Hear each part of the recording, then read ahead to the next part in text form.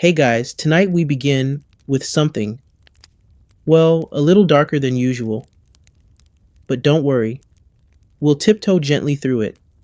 You're about to step into the crooked cobblestone world of medieval Italy during one of its worst moments, when the Black Death turned towns into morgues and silence into suspicion.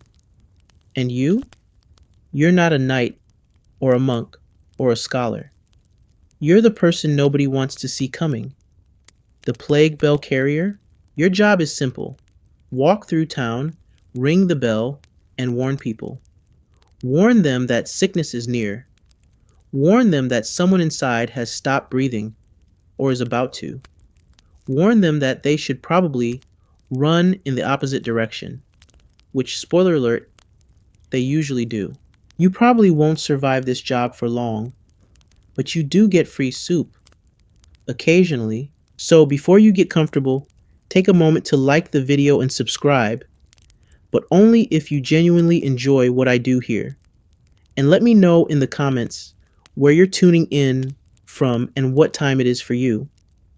It's always fascinating to see who's joining us from around the world. Now, dim the lights, maybe turn on a fan for that soft background hum, and let's ease into tonight's journey together. You wake up coughing, not dramatically, just enough to remind yourself you're alive and that your lungs haven't filled with fluid yet. The morning air smells of damp stone, wet ash, and something sweeter, more sour, decay maybe. You try not to breathe through your nose. You fail. Your bed is a sagging straw mattress. If we're being generous, it's mostly just a flattened sack of sharp hay and memories. You rise slowly, carefully, checking for boils on your skin. So far, so good. You wiggle your toes, still attached. Victory. Next to your bed is the bell. It's small, bronze, and deeply annoying. The clapper inside is tied with a frayed piece of linen to keep it from ringing while you sleep. Because yes, that's your job. You carry the bell. You walk the streets. You ring when there's a new case, or a new death, or when you're not sure which yet. You untie the linen and the bell gives a soft, pathetic jingle, like it's not quite awake either. Your clothes are stiff, not with starch, but with time, wool, layered, and permanently damp. You reach for your scarf, drenched in vinegar, and wrap it over your nose and mouth. Not that it helps much, but it's the ritual. You're supposed to wear it. You're supposed to believe it protects you, just like the dried herbs in your pouch, just like the little cross carved into your wooden belt. You are a walking superstition, and you're late. You step outside and the fog greets you like a wet woolen slap. The sky above Florence, if that's where we are today, is a dreary, sulking gray. The kind of sky that makes you question every decision you've ever made, including this one. Especially this one. Your first assignment is across the river. The bell starts its mournful chime as you walk, each ring saying more than any sermon ever could. Stay back. Death is coming. Too late. People hear it, and doors slam. A woman gathers her skirts and hurries into an alley. A child points, then hides behind his mother. Even dogs give you space. One barks, then whimpers and slinks away. You can't blame them. You're not exactly bringing comfort. In truth, you don't know much about the people you visit. Sometimes the authorities send you to mark a house. Sometimes you're summoned by a neighbor brave or foolish enough to get close. The process is always the same. You arrive. You ring. You hang a cloth soaked in wine over the door. Then you wait for someone stronger, or better paid, to handle the rest. But today is different. Today the bell rings for a girl you used to know. Her name was Rosetta. She used to sell lavender bundles in the market. Once, a lifetime ago, She gave you one for free because she said you look like you needed it. Now someone says she hasn't come out of her home in 2 days. That's not a good sign. You reach her street, narrow, slick with last night's rain, and hesitate. The houses here are crammed so close together they might as well be hugging. A rat scurries past, carrying something unmentionable. You ignore it. You're used to rats. Everyone is. They're practically citizens. Rosetta's house is second from the end. You know it by the crooked window and the broken shutter. You knock. No answer. You knock again. Nothing. You ring the bell. Once, twice. On the third ring, a groan drifts out through the shutter. You're not sure if it's human. You call her name. No reply. You step back. This is the hard part. You can't go in. You're not allowed. Not unless someone pays you extra. And they rarely do. Your job is to announce, not to assist. You're a herald, not a healer. Still, you wait. You count the bells. It's part of the routine. You must ring once for discovery, again for confirmation, and once more if the person is still alive but fading. 3 rings. You leave a cloth on the latch. Someone else will come, eventually. And as you walk away, the bell keeps swinging. The sound fades behind you, replaced by coughing, whispers, and the constant flutter of birds that never stop circling overhead, like they're waiting for you, for her, for all of us.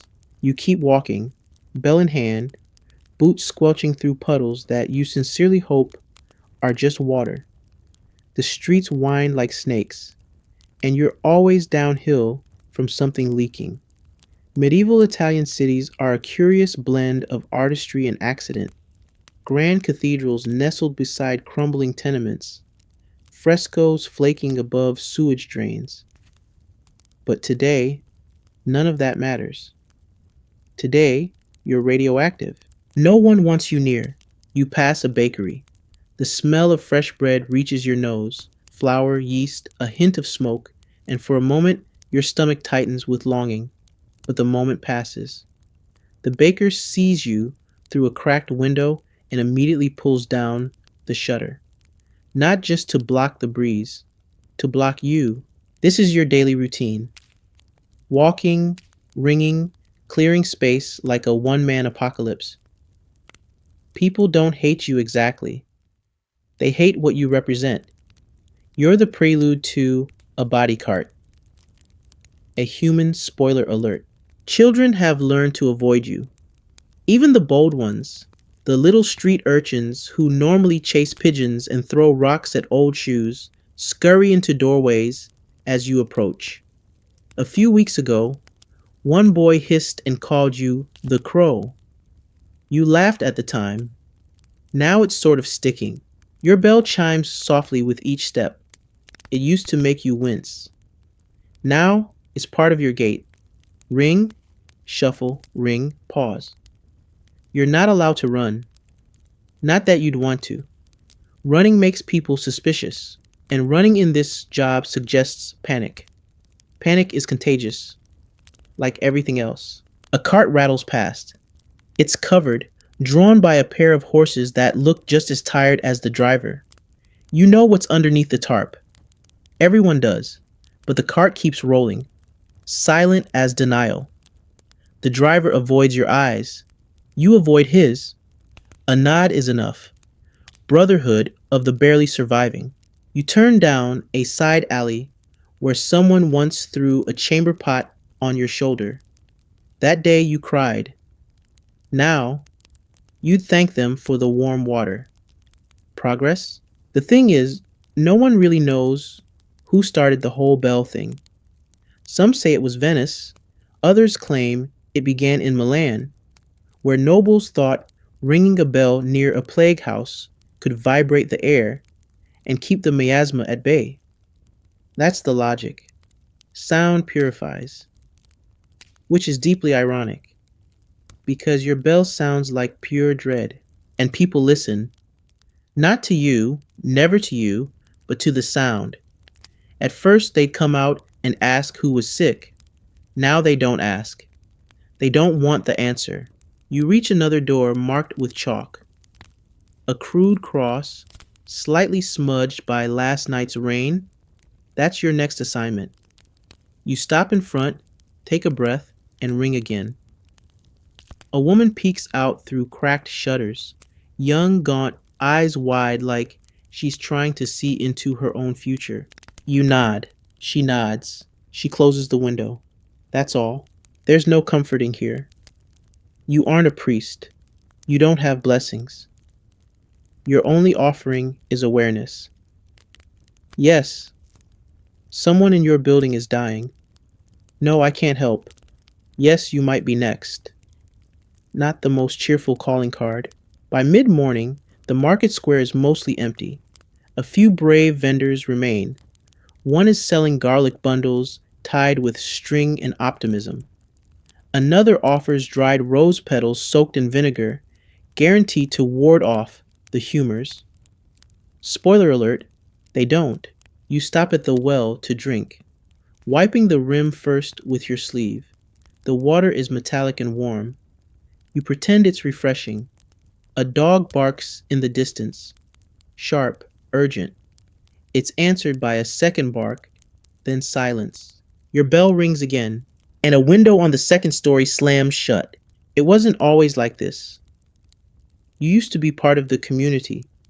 People said hello. You had a name. Now you're a role. The bellman. The plague crow. The last sound some people ever hear. Even your friends avoid you. Those who are left anyway, they cross to the other side of the street. One of them, Paulo, left a loaf of bread on your doorstep last week. Wrapped in cloth, no note. That was his way of saying, I remember you. You considered crying. Instead, you toasted it over the fire, burned the edges, and ate it with your eyes closed. You miss hugs. You miss wine. You miss being forgettable. You turn a corner and spot a child's doll in the gutter. Wooden arms, painted face, one glass bead eye missing. You don't pick it up. You never pick things up anymore. You've learned that everything in the city has two states, possibly cursed and definitely cursed. Your bell swings again, and someone spits from a window above. You step aside just in time. Nice aim. You're not even angry. That's the part that surprises you. A few weeks ago, you might have shouted. Now, you just note the trajectory and keep walking. Add it to the list of fluids that have nearly hit you this week. You stop for a moment under an overhang where the sun can't quite reach. Your feet ache. Your arms feel like rope. You lean on the wall just for a second, just until the next ring. You hear a sob from nearby, low, muffled. You follow the sound to a wooden bench behind a shuttered tavern. A girl is sitting there, barefoot, face dirty, holding her knees. You recognize her. Lucia. She used to dance in the street with a tambourine and the dirtiest jokes you ever heard. She's not dancing now. She looks up and sees you. Her eyes narrow. Go away, she says. You don't move. You raise the bell gently and tilt your head. Not me, she says quickly. My mother. A pause. She stopped breathing last night. You nod. You don't say anything. There's nothing to say. You reach into your bag and hand her a small cloth soaked in wine and rosemary. Useless, but symbolic. She takes it without touching your hand. Will they come? She asks. You nod again. They always come. You stand up. You ring the bell. Once, twice. The third time, you let it echo a little longer than usual. Lucia doesn't cry. Not while you're watching. You respect that. You move on. Because you have to. Because someone else is waiting. Because you are the sound people run from.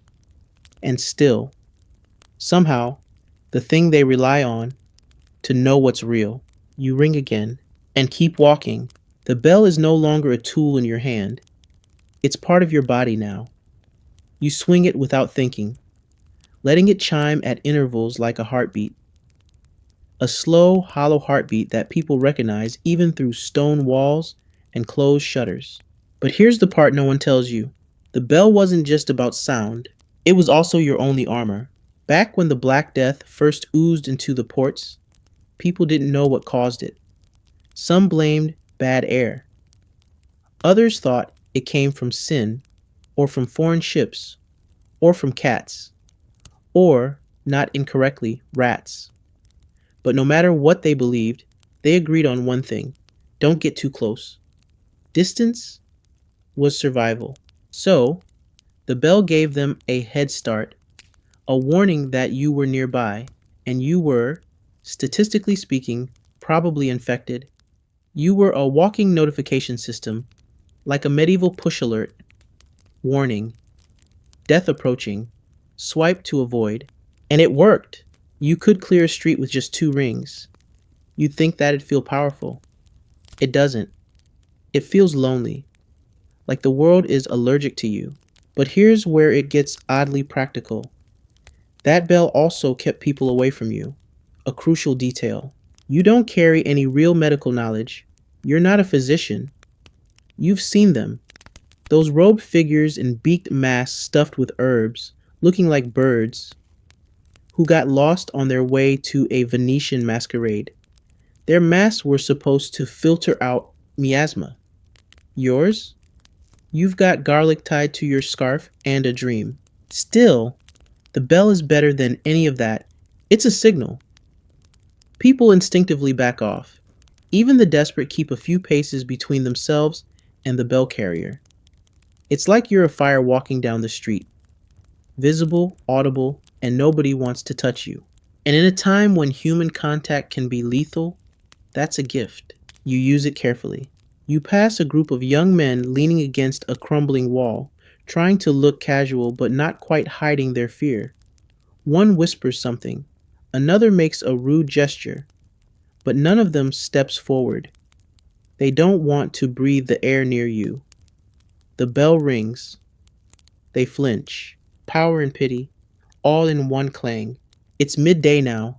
The sun hangs overhead like a tired coin, shedding light without warmth. You stop in the shadow of a church, closed, like everything else, and sit on the steps. The bell rests on your lap. A few flies circle lazily, because even in death, there's always room for flies. You think back to the beginning, to the first time you held the bell. They didn't give you instructions, just handed it over with a look that said, good luck, or not. You remember gripping it too tightly, nervous, unsure how loud to ring, how often. You rang too much that day. One man threw cabbage at you. It missed, but the message landed. Since then, you've found your rhythm. 3 rings, evenly spaced, then silence, then walk, then repeat. You've become a kind of metronome for mortality. But here's the strange part. Some people say the bell itself has power, that its sound drives away spirits, that ghosts hate it, that it vibrates evil out of the air. One monk insisted the bronze alloy was holy because it was forged during a lunar eclipse and quenched in wine. That same monk also believed sneezes were miniature exorcisms, so you took it with a grain of salted superstition. Still, sometimes you wonder. You've heard stories. Everyone has. There's the tale of the bell that rang by itself 3 nights before a nobleman died. Another about a bell that cracked in two after visiting a village that lost every single child. One woman swore she heard her dead husband's voice whispering from inside the bell as it swung. You didn't ask what it said. You didn't want to know. Historians still argue whether bell carriers were officially sanctioned or just local volunteers who got stuck with the job no one else wanted. Some say the bell tradition came from religious rituals, exorcisms, funerals, processions. Others claim it was born out of pure panic, a desperate need to create a boundary between the clean and the unclean. Either way, here you are. The bell isn't just a job, it's a sentence. You don't carry it as much as you are it now. People don't ask your name, they ask how many houses you've rung today. You stopped counting 3 days ago. It's easier that way. Sometimes you wonder what would happen if you just stopped. Put the bell down, walked into the countryside, breathed in clean air, and forgot this city, these alleys, the way people flinch at the sound of your feet. But then who would ring it? You pick up the bell again and start walking. Your next stop is the apothecary, or what's left of it. Once a bustling shop full of glass jars, bitter powders, and questionable advice. Now it's shuttered, abandoned. Word is, the apothecary tried his own cure, a mixture of camphor, mint, and boiled rose petals, and accidentally poisoned himself. His assistant fled. You ring the bell anyway, because habit is stronger than hope. A cat darts out from under a cart, startling you.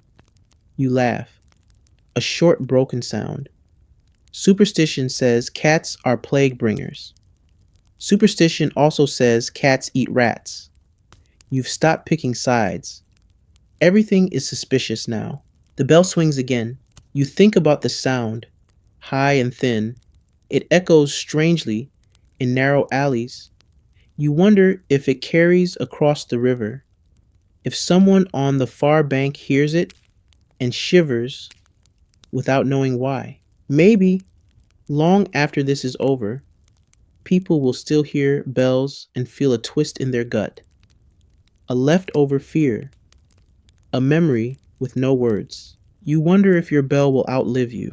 Probably. You pause in front of another marked door. No one comes out. You don't knock. You just ring once, twice. The third ring is slower. You hang another wine-soaked cloth. The gesture feels almost ceremonial now, like a rite. You're not a priest, but sometimes it feels like you're conducting a funeral every 15 minutes, just without the eulogies. As you turn to leave, you catch your reflection in a puddle. The scarf, the cloak, the bell raised halfway. You don't recognize yourself anymore, but the bell still does. And that's enough. The stink clings to you. It's not just your own, though let's be honest, that's a solid contributor. No matter how often you douse your scarf in vinegar, rosemary, or whatever miracle concoction the nuns are pushing this week, you still carry the scent of the streets. Sweat, soot, and something suspiciously close to despair. But more than that, it's the rot. Rot has layers. It's not one smell. It's a tapestry. First there's the sickly sweet stench of something just starting to go wrong. A sour note, like spoiled milk. Then comes the earthy wet smell, like mushrooms that didn't ask to be mushrooms. And finally, the one that sticks behind your teeth. That metallic tang of breathless silence. That's the one you dread most. That's the one that means someone inside didn't make it through the night. The smell follows you because your job walks hand in hand with death. You walk past the baker's again, closed now, shutters drawn, but the scent of burnt crust lingers, mixing with the acrid waft of tallow smoke from a nearby home. People burn anything now, clothes, straw, herbs, hair. They think it drives away the plague. You walk through clouds of it, a slow parade of bad decisions and worse breath.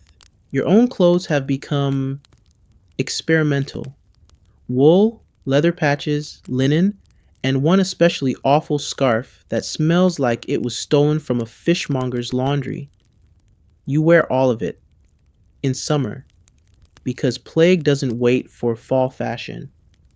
Because if someone sneezes near you, the only thing standing between you and your lungs is 3 layers of questionable cloth and faith. You used to wash your tunic weekly. Now you wipe it with wine and call it sanitized. There's not enough soap in Florence, for what you'd need anyway. But still, the smell wins, especially near the sick houses. You approach one now, on the edge of town, marked by a black flag hanging limp in the windless air. No one lives around here anymore, or if they do, they pretend not to. The door is slightly ajar. That's not good. You ring the bell as you approach, slower this time, not to announce yourself, but to see who stirs. Inside, you hear a creak, a board shifting, a rat maybe, or not a rat. You pull your scarf tighter, though it doesn't help much. Your nose is already a battlefield. There are moments you almost get used to it. The stench, the way it seeps into everything, your hair, your skin, the inside of your mouth. You chew cloves when you can afford them. Otherwise, you just grit your teeth and breathe shallowly. But then a breeze changes, or a body moves wrong, and it hits you all over again, like walking into a wall of old nightmares. A few weeks ago, you fainted, collapsed in front of a wine merchant's house. The combination of heat, hunger, and eau de decomposition finally did you in. You woke up with a cracked lip and a face full of gravel. The bell had rolled into a ditch. A child found it and left it on your chest. He didn't touch your hand. No one does, except Brother Aldo. He's a monk with a nose like a hawk and a heart like a baked apple. He runs the poorhouse and believes the smell is divine punishment for gluttony. You once saw him sprinkle holy water on a goat because it sneezed near a loaf of bread. Still, he gave you a clove of garlic once. You remember that. You think about garlic a lot. People hang braids of it on doors, around their necks, in little pouches tucked into clothing. You do too. Yours is old, shriveled, and smells mostly like your sock. But you keep it anyway. Some say garlic repels evil spirits. Others say it repels rats. You say it repels hope because no one can take you seriously when you smell like a foot wrapped in pasta sauce. Your next stop is the tanner's shop, or what's left of it. You ring the bell before you even reach the door. No need to surprise anyone. The scent here is uniquely terrible. Tanning is already a pungent trade. Animal skins, urine, lime, and weeks of rotting flesh scraped by hand. Add plague, and it becomes an olfactory crime scene. You don't even knock. Just hang the cloth and move on. Your nose has learned to adapt. Kind of. You breathe through your mouth more now, which is only slightly worse, because then you taste it. A coppery aftertaste, like you bit into a penny and forgot to stop. Sometimes you wonder if you'll ever smell fresh air again. Lavender, sea salt, a loaf of bread without panic baked into the crust. Sometimes you dream about it, but then the wind shifts and reality returns. Here's a fun fringe fact. Some people swear you can smell the plague before the fever hits, that the infected give off a particular aroma, partly sweat, partly rot, partly something indescribable, like moldy iron. You've heard whispers of people who can sense the sickness just by smell. Natural-born detectors. Some got hired by noble families. Others were burned as witches. You're not one of them. You can barely trust your own nose anymore.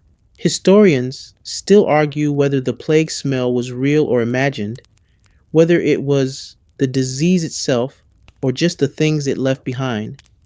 Bodies, filth, fear. Maybe all of it. Maybe fear has a scent too. You wouldn't be surprised. As you walk, the bell swinging gently in your hand, you pass a group of women sweeping the alley outside a convent. They pause as you near. One pulls her shawl up over her face. Another mutters a prayer. You nod respectfully. One of them throws a small bundle into your path. Dried herbs, tied with a red ribbon. Protection. You stoop to pick it up with the edge of your sleeve. Tuck it into your bag. You don't believe in it. Not really. But you appreciate the gesture. It smells like lavender and old linen. You let it linger near your face for a moment. The scent doesn't last. Within minutes, it's overwhelmed by the usual bouquet: smoke, sour wine, human waste, sickness, wax, mold, despair. You're a walking stew of scent, a perambulating plague potpourri. But you keep going. You ring the bell again. It echoes through the alley like a promise you can't keep. Lunch is a concept that's grown increasingly flexible. Gone are the days of midday bread with sheep cheese and olives, perhaps a sip of wine and the luxury of sitting in the shade. Now, lunch is whatever hasn't spoiled, been stepped on, or acquired mysterious fuzz. Your standards are medieval, and not in the poetic harp music sort of way. Today, it's a crust of rye that's gone from chewy to defensive, and half an onion that tastes like it once knew sunlight. You chew slowly, like it might improve the flavor. It doesn't, but it keeps your jaw moving, and your jaw moving means you're still here. You sit by a dry fountain, bell in your lap, scarf slightly lowered. No one joins you. The square is empty except for a cat perched on the edge of a barrel, staring like it knows something you don't. Probably does. Cats always do. Your hands shake a little. Not from fear, not exactly, but from the constant, exhausting presence of dread. It's not that you're in danger. You always were. It's that the danger has become so normal, it started to feel like gravity. Always there, weighing down the bones. You fish in your pouch for your lunch chaser. The plague-proof broth. Now this one's a gem. A monk gave you the recipe. Take rainwater, or wine if you're feeling fancy. Add crushed garlic, a pinch of salt, 2 sprigs of rosemary, and the optimistic belief that herbs can defeat the apocalypse. You brew it in a cracked clay cup over a low fire and drink it like it's divine. It tastes like regret, foot water, and a very confused salad. But it's yours. You sip slowly, savoring the way it burns your throat, comforting, in a masochistic kind of way. A curious fringe theory you once overheard, really while walking past a tavern, is that certain foods trap the plague in your belly and keep it from reaching your lungs. Onions, garlic, anything pungent or pickled.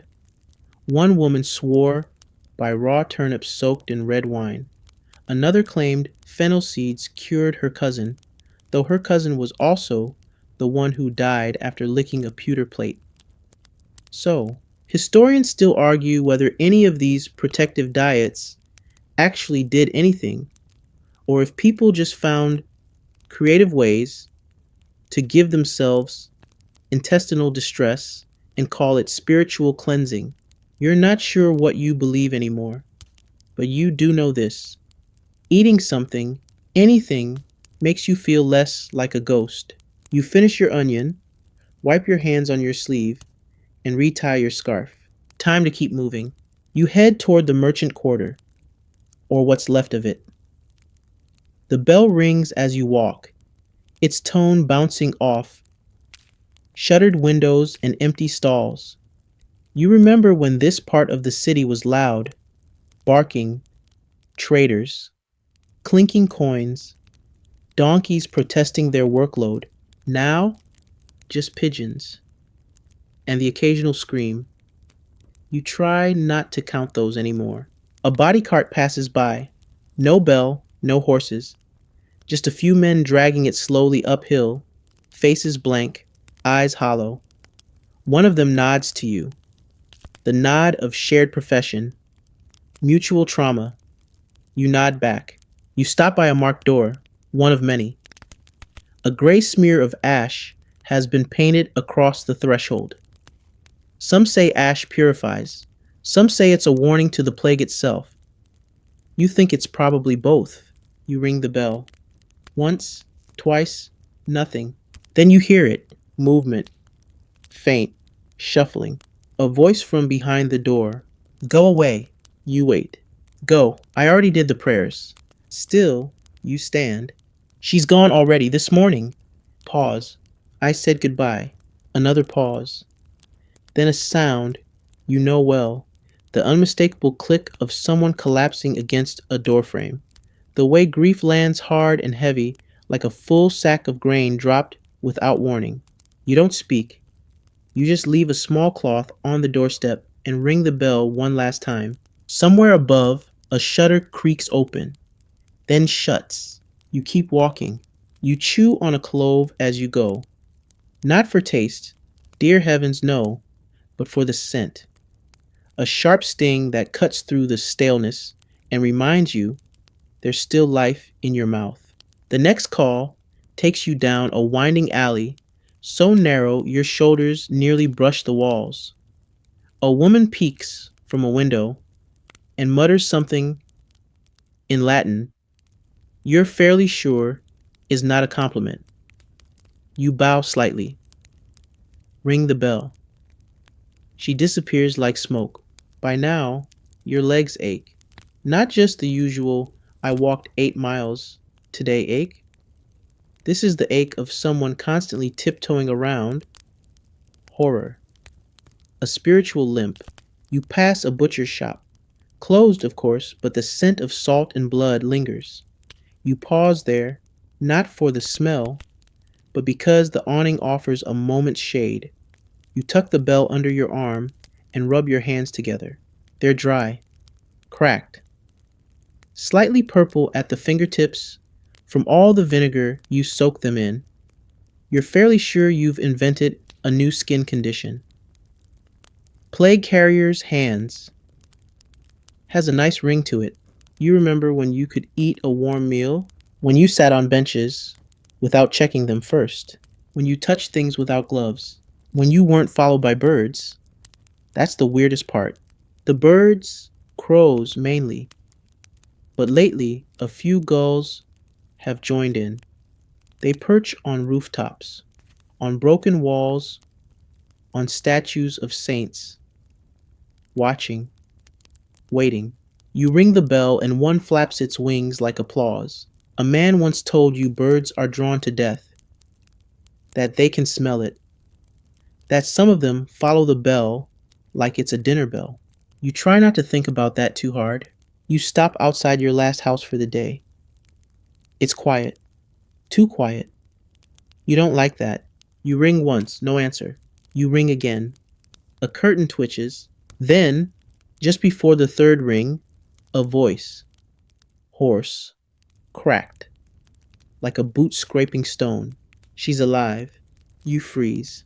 The curtain moves again. Alive, barely, but still here. You nod, though they can't see it. You lower the bell. You reach into your pouch and leave a small bundle, garlic, rosemary, salt, on the doorstep. A peace offering. A not yet. Then you move on. No third ring. Not yet. The uniform doesn't start out smelling bad. No, it takes time and effort. A slow marinade of rain, sweat, vinegar, ash, and despair. But oh, it gets there. In fact, it becomes part of your identity. You could be 20 paces away and someone would know it's you, not from your face, not from your bell, but from the distinct bouquet of damp wool and mortal anxiety.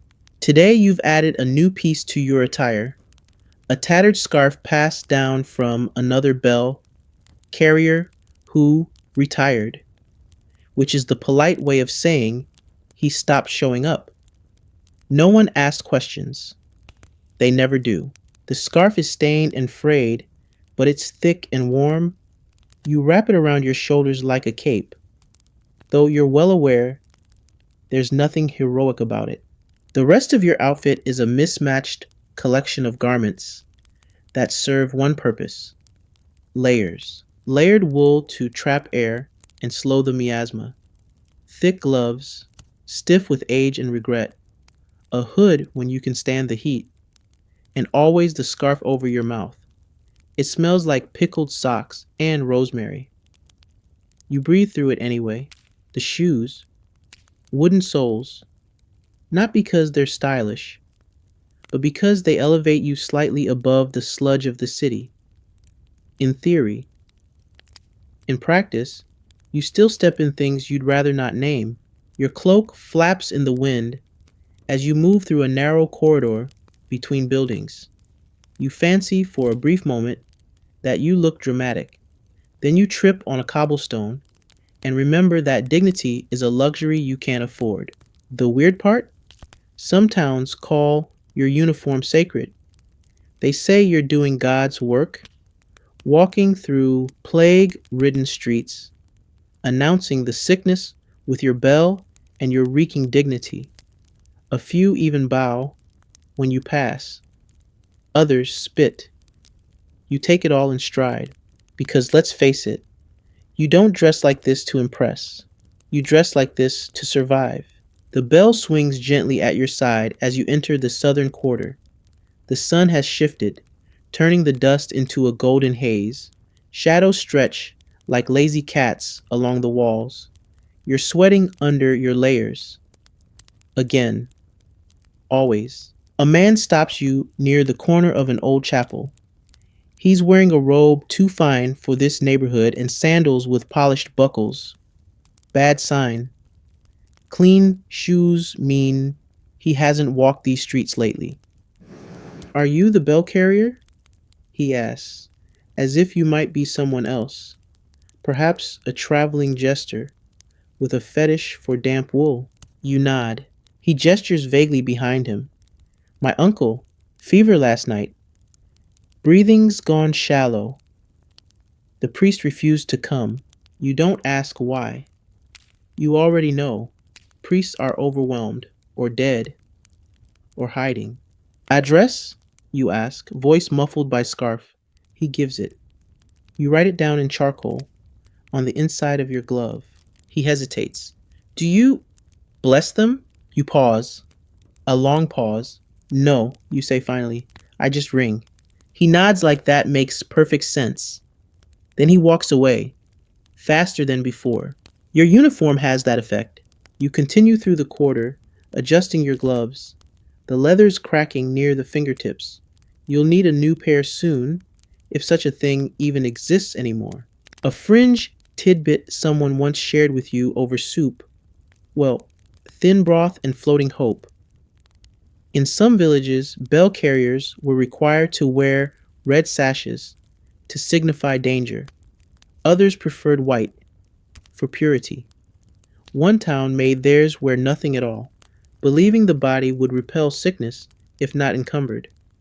You assume they learned quickly that nudity doesn't protect you from bacteria. Historians still argue whether bell carriers were chosen for their health, their expendability, or their sheer inability to say no fast enough. You're fairly certain it was the last one. A wind kicks up as you cross the bridge into the artisan district. Your cloak billows. Your scarf flutters. A child sees you and shrieks, running to hide behind her mother's skirts. The mother doesn't even turn around. She just holds the girl tighter. You adjust the scarf. The wind pushes the vinegar smell back into your nose. Your eyes water. You refuse to sneeze. Sneezing causes panic. Even among plague workers. You turn onto a quieter street, lined with shuttered studios. Paintbrushes and tools sit untouched behind fog glass. A stonecutter shop has a sign in the window, "Gone to find God. May return." You ring the bell once, out of respect. In the distance, a group of flagellants pass, barefoot, shirtless, lashing themselves with cords. They chant in Latin, slowly, rhythmically. The sound mixes with the bell in your hand, creating an accidental harmony of doom. You step aside to let them pass. One of them glances at you. You nod. He nods back. That's enough. The uniform makes you part of the city's architecture now, like a gargoyle. Decorative, functional, and vaguely terrifying. You reach a hospice on the edge of the district. It used to house travelers. Now it houses the unluckiest locals. You're not allowed inside, but the nun at the door recognizes you. She hands you a roll of fabric. Mask linings, she says, vinegar soaked. Trade you for garlic? You dig in your pouch, produce a shriveled clove. She nods satisfied. Barter is the new currency. Comfort, the new luxury. You ring the bell gently before leaving. The nun watches you go, then disappears behind the heavy wooden door. You wonder how long she'll last, then immediately feel guilty for wondering. You stop at the base of a statue near the plaza. It's Saint Sebastian, arrows sticking from his side, always looked oddly relaxed, considering. You sit on the steps beneath him and remove your glove briefly to scratch your wrist. Big mistake. There's a boil. Small, red, angry looking. You stare at it, hard in your throat. You press gently. It doesn't hurt. Yet, you pull the glove back on, tight, as if you can squeeze it into submission. You look up at Saint Sebastian. Not now, you whisper. He says nothing, just like always. You get back on your feet, slower now, not just from the boil hiding beneath your glove, but from the creeping suspicion that this day might outpace your strength. Still, the bell must ring. The bell always rings. The streets are fuller here. If by fuller, you mean a cautious trickle of figures wrapped in shawls, carrying baskets, moving like they've rehearsed for weeks how not to breathe near each other. Everyone talks softly, if at all. No one lingers. This isn't a neighborhood anymore. It's a transit corridor for the quietly terrified. You pass a group of apprentices from the cooper's yard. They're crouched near a fountain, scrubbing barrels with salt water. Their faces are pinched, their hands raw. One of them glances up, sees your bell, and mutters, "Saint Roch, save us." Another spits into the fountain. It misses. The sound of your bell follows you like a second shadow. The clang doesn't seem to echo anymore. It's too familiar. The streets have absorbed it. Or maybe the city has just stopped listening. Either way, it no longer startles. It just confirms. You ring again, more out of habit than instruction. Somewhere down the lane, a dog barks. A window slams. A child giggles. You stop. A child? You peer around the corner and spot her, barefoot, hair in tangles, dancing in a patch of sunlight on the steps of a boarded-up inn. She's singing. It's a nursery rhyme, one you vaguely remember from your own childhood. Something about moonlight and almonds and not stepping on cracks. Her mother appears a second later, thin, frantic eyes, and a furious whisper that's equal parts scolding and prayer. She sweeps the girl into her arms and disappears inside, slamming the door so hard the dust shivers from the shutters. You consider ringing the bell. You don't. There's nothing to report. Not yet. But still, the streets are never quiet. Not truly. Even in this new, plague-born stillness, there's a murmur underneath it all. Distant coughing, the creak of cartwheels, the constant, slow drip from gutters that haven't seen maintenance in months. A baby crying in the distance, followed by nothing. That nothing? That's the part that freezes your spine. You pass a church with its doors chained shut. A sign nailed to the frame reads, "Mass suspended. Pray from afar." A crow perches on the roof cross, watching you like it has opinions. You ring the bell again because you feel like you should. Across the square, a gravedigger is eating lunch. No joke. He's sitting on the lip of a fresh grave, chewing what looks like a boiled egg and stale bread. His shovel leans beside him like a quiet companion. You nod. He raises his egg in solemn salute. You have no idea what his name is, but you've seen him more times this week than your own reflection. The two of you exist on parallel rails, different roles, same destination. He finishes the egg, wipes his mouth with his sleeve, and gets back to work without a word. The shovel bites into the earth with dull, efficient rhythm. He's digging ahead of schedule. That tells you something. You leave him to it. The bell rings. Another marked door.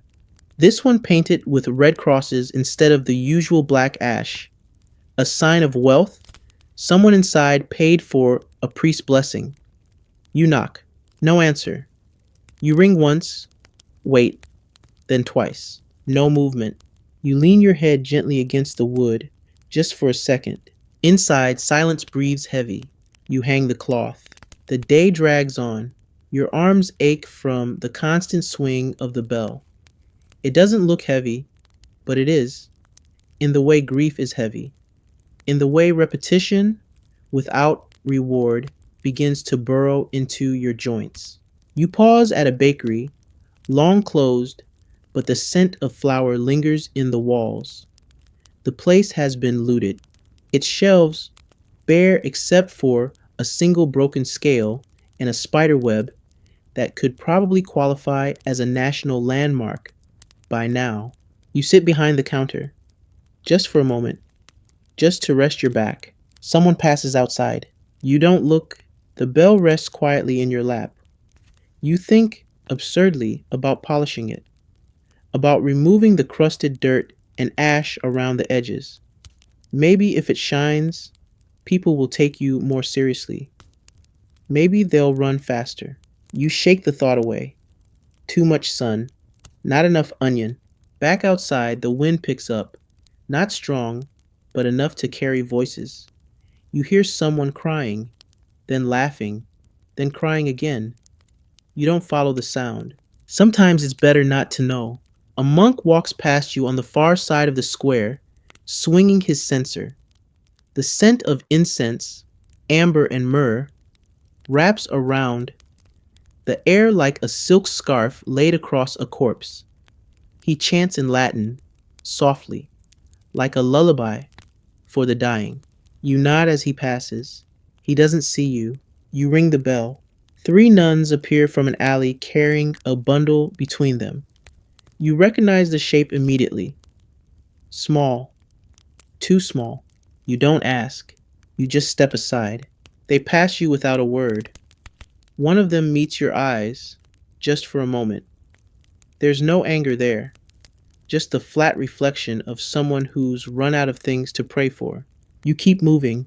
The sun begins to dip behind the rooftops, painting everything in shades of brass and ash. The birds call out sharper now, hungrier. In a rare patch of silence, you stop. You close your eyes, and for a moment, the bell doesn't ring. You imagine a city without sound, without plague, without you. A voice interrupts. Bellman, you turn. A boy, no older than 10, is standing barefoot in the dust. He holds out a note, folded parchment, tied with a bit of twine. You take it with gloved hands. He stares at you like he's watching a fire burn from a safe distance. Is it true, he asks, that your bell can keep the dead from walking? You don't answer. What would you say that yes, the sound somehow pins the dead into their graves like paper to cork? That no, the dead don't walk, but they visit in dreams? That sometimes you think you are one of them? Instead you say, only if it's rung with the right hand. He looks down at your gloved fingers, then runs. You watch him disappear into the smoke light. You ring the bell and walk into the deepening dusk. You're holy now, not by choice, not officially, but in the way that desperate people sanctify anything that walks into their lives with enough gravity. And you with your bell, your layers of wool, and your scent of vinegar and quiet doom, you have gravity in spades. There's a parish near the edge of the city that calls you Saint Bronze. Someone started it as a joke. Then someone else painted a halo around your shadow when you passed. Now, when you visit, they leave bundles of herbs at your feet like offerings. A woman even tried to kiss your hand once, until her husband slapped it away and scolded her for tempting fate. You didn't say anything. You're not holy. Not really. But you also haven't died. Yet. And these days, that's close enough. You step into a side street near the Weavers' Guild. It used to buzz with the clatter of looms and the shouts of apprentices. Now it echoes.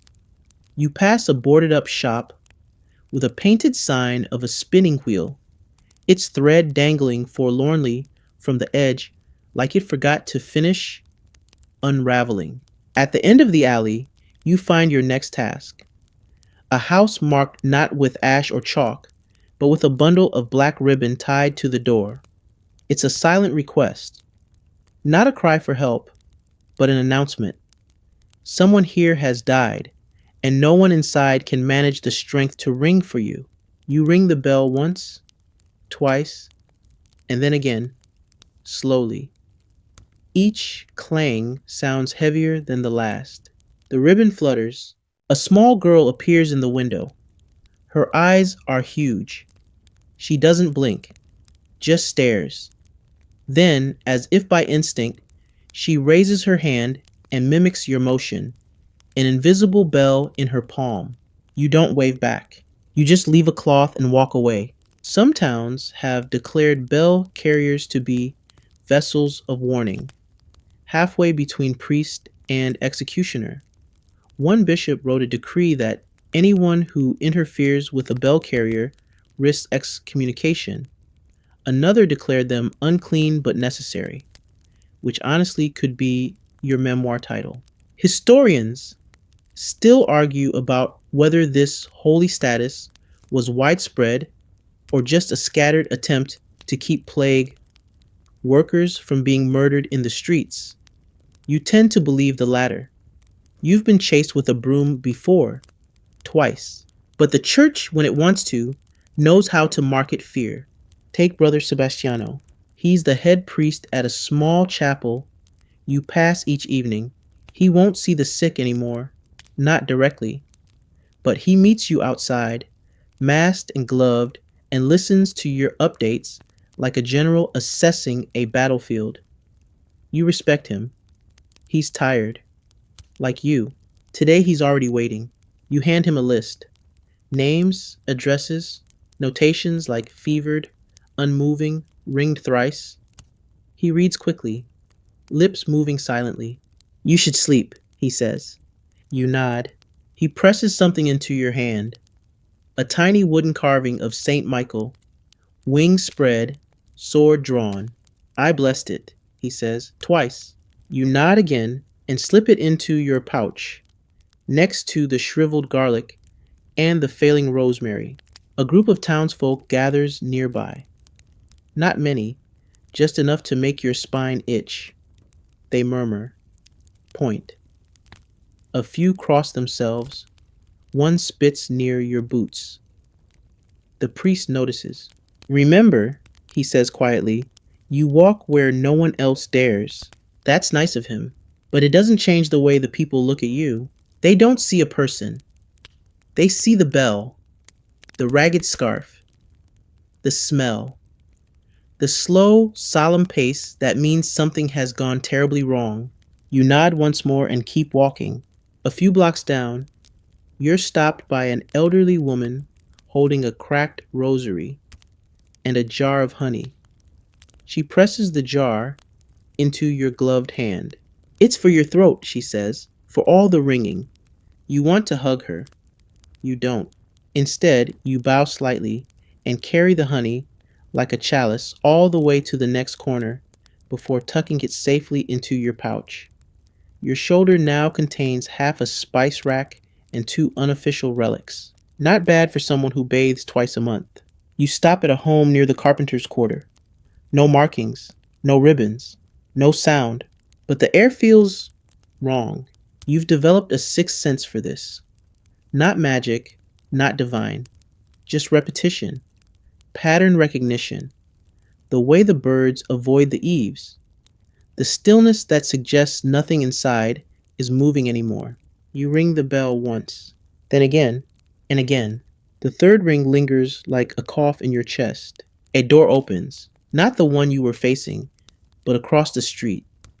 A man peers out, wide-eyed.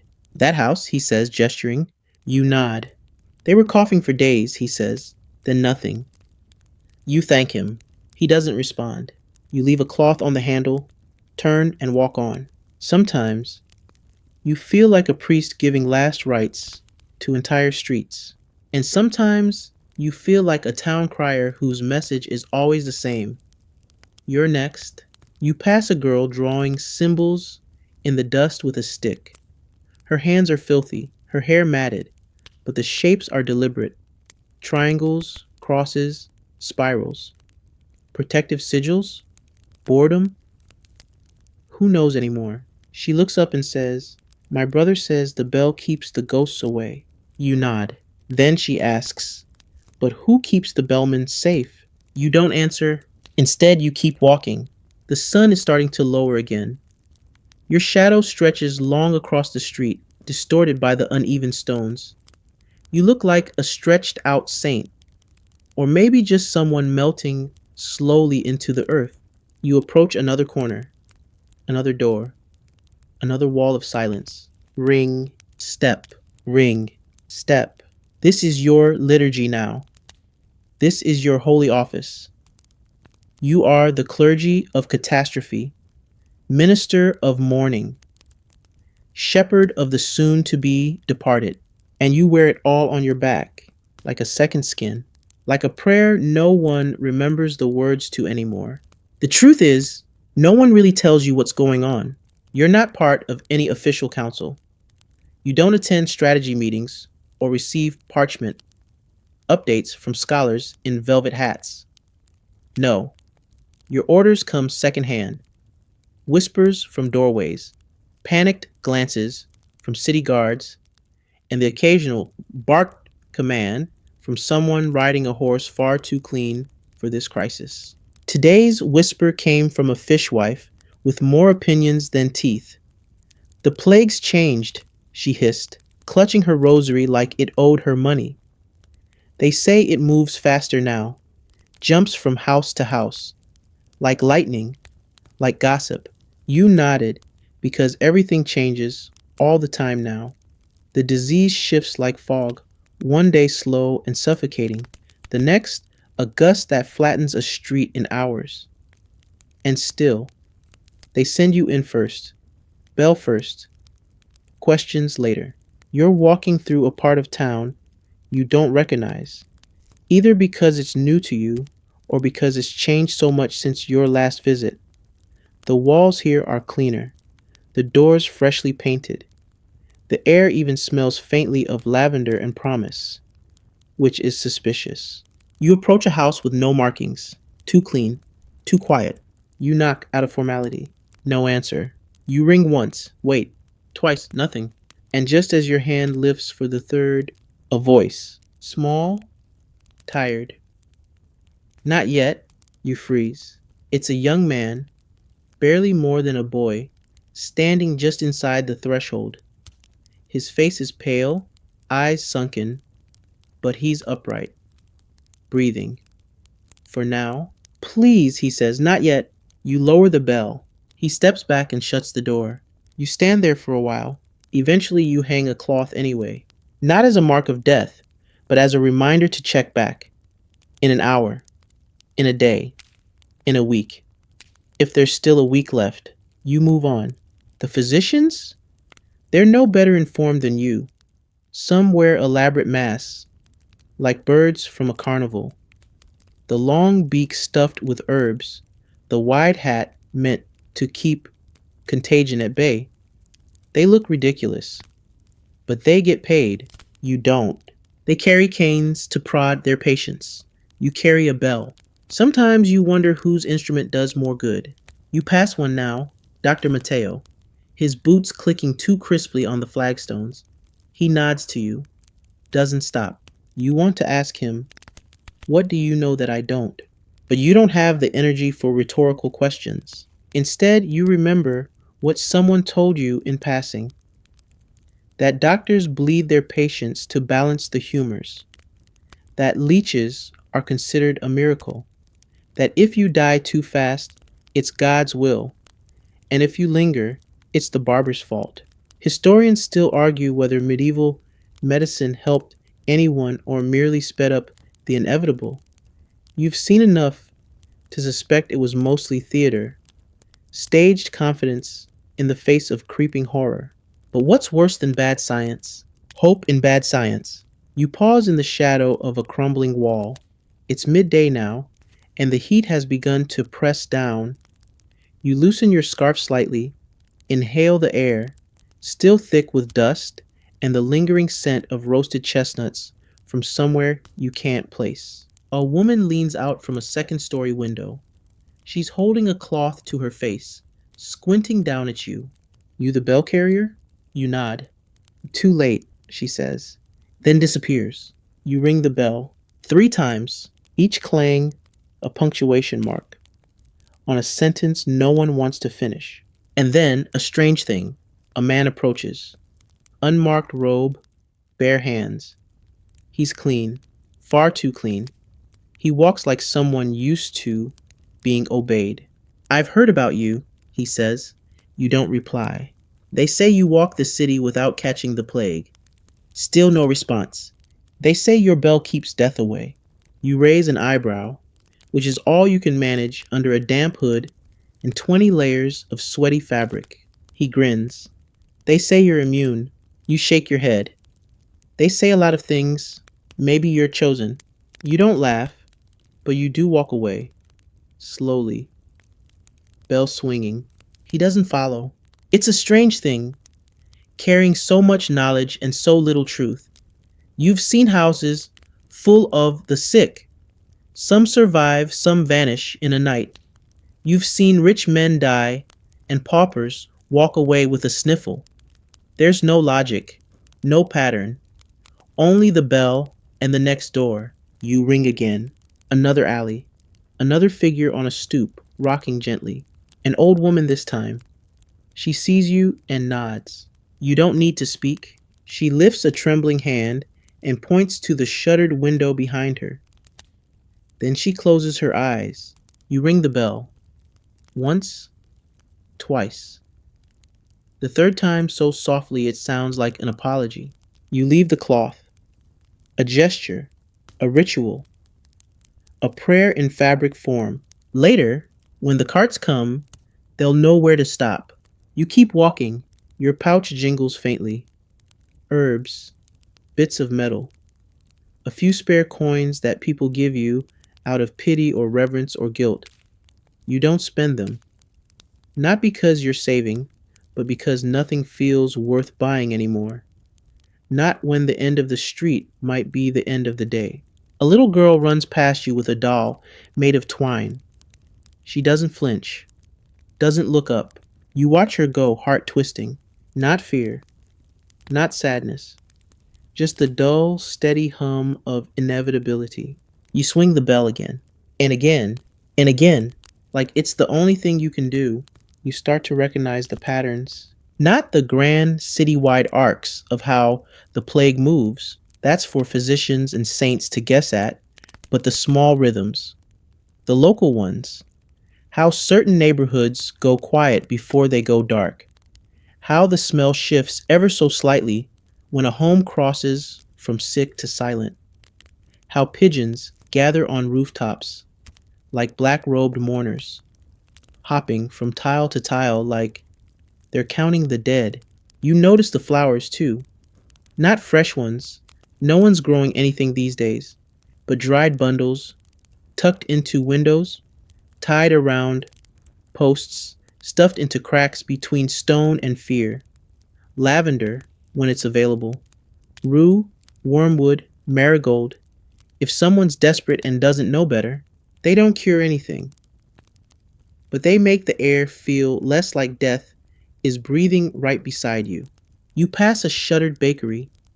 Someone has drawn a crude heart on the wood with chalk. A child's hand, you think. Below it, a message. For Papa. We're still waiting. You don't have the heart to ring, but you do. Once, twice. The third ring hurts your hand. A woman watches you from an upper window, her face pale and blank. She doesn't react. when you ring, doesn't flinch, just disappears again, like a curtain being drawn. You don't hang a cloth. Not yet. You keep walking. The next door is different. It opens before you ring, and out steps a man holding a rooster. You stop. He looks at you, solemn as a priest, and says, "This is Mauro. He absorbs illness." You stare at Mauro. Mauro looks at you. The man continues, "I've waved him over every room. He crows when the sickness leaves." You nod slowly. Has he crowed? A pause. Only once. You consider this. Consider Mauro. Consider how many days it's been since you last spoke to someone who wasn't actively dying or actively denying. You say, "Tell him I said thank you." He nods, and they both retreat inside. You don't ring. Historians still argue whether animal rituals like that were rooted in ancient folk medicine or just the inevitable madness of prolonged isolation. Chickens were often blamed for illness, then praised for preventing it, sometimes within the same week. You pass a shuttered apothecary. A note is nailed to the door in slanted handwriting. Out of camphor, out of hope, gone to pray. Fair enough. You reach a familiar corner. This part of the city always smells of yeast and dust, even now. There's a weaver here, an older man who still sits in his doorway when the weather's kind. He used to nod when you passed. Now he doesn't even glance up. But today he holds something in his lap.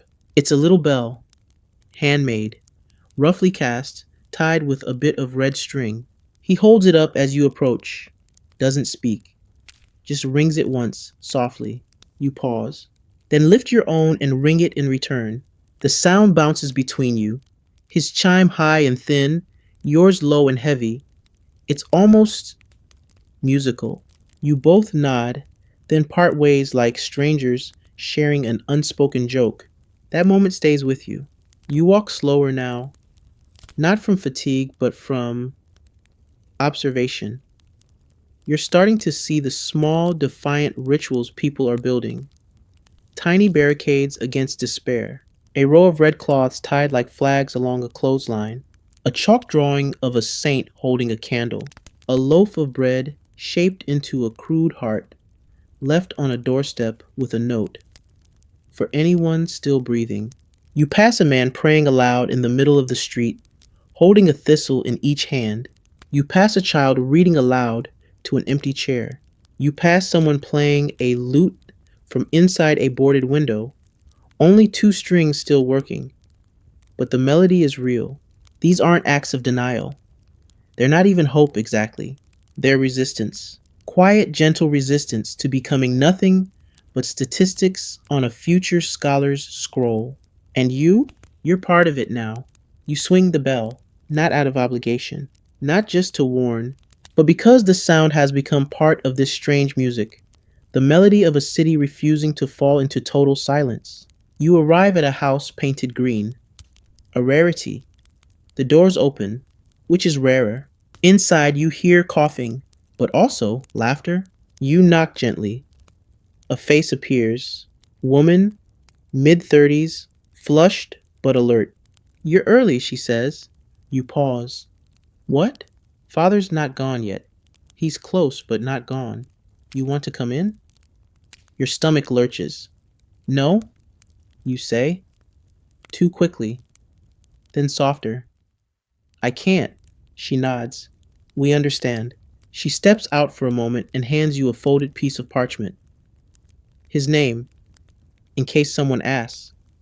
He wanted to make sure he wasn't a number. You take it. She smiles faintly. "We'll ring when it's time." You nod and leave. The note in your hand feels heavier than the bell. You stop at a fountain and read it. Giovanni Bellini, weaver of fine linens, father of 3, believer in luck. Even when it ran out, you tuck it into your pouch beside the others. Your little shrine. Your growing choir of names. You ring the bell. Just once. For Giovanni. For the green door. For the rooster who hasn't crowed again. The sky turns a strange shade of copper as the sun starts to dip. casting everything in a metallic glow that makes the buildings look older, like the city is rusting from the top down. You like this hour, not because it's safe, nothing is safe, but because people seem gentler at dusk. They talk less, move slower. Even the pigeons calm down, settling on eaves and watching the streets with beady, unblinking eyes. The bell sounds softer too, like it's ringing underwater. You head toward the docks. You don't usually go there. It's considered dangerous, even in the best of times. But a message was passed to you by a boy with bruised knees and an attitude. Warehouse 3. Someone's asking for the bell. That's all. And in this job, you don't ignore a direct request. The docks smell of brine, fish, and mold. Always have. The sea doesn't care about plagues. The water still sloshes against the stones, regular and unconcerned, like it's humming to itself. Boats rock gently, many half abandoned, some tied up so loosely you wonder if they'll drift away out of pure boredom. Warehouse 3 looms ahead, a massive wooden shell, scarred with salt and soot, its door cracked open, just wide enough to make you nervous. You ring the bell once, then step inside. It's dark, save for a single candle on a crate. A figure stands behind it, cloaked, hooded. You pause. This is either a trap or someone with an unnecessarily dramatic flair. Then they speak. You're the bellman. You nod. I need to know how many today. That catches you off guard. Why? I'm counting. 4? The ledger records for after. You blink. After what? The figure removes their hood. A woman, mid-40s, ink stains on her fingers, eyes like polished glass. She looks exhausted. You've seen corpses with more color. I write down the names, she says, of the ones who never made it to burial, those who burned or vanished or were too poor to bury. You didn't know anyone was doing that. She holds up a leather-bound journal. It's thick, too thick. You reach into your pouch and hand her a folded page. Your tally from the day. Addresses, notes, a few names. She scans it silently, lips barely moving. They said you were thorough, she murmurs. You nod, unsure if it's a compliment. Then she tears a strip from the bottom of the parchment, dips her quill, and writes something. Hands it back. What's this, you ask? Your name, so someone remembers. You hold the strip, one word in blocky ink. Luca. You haven't heard it in days. It catches you off guard.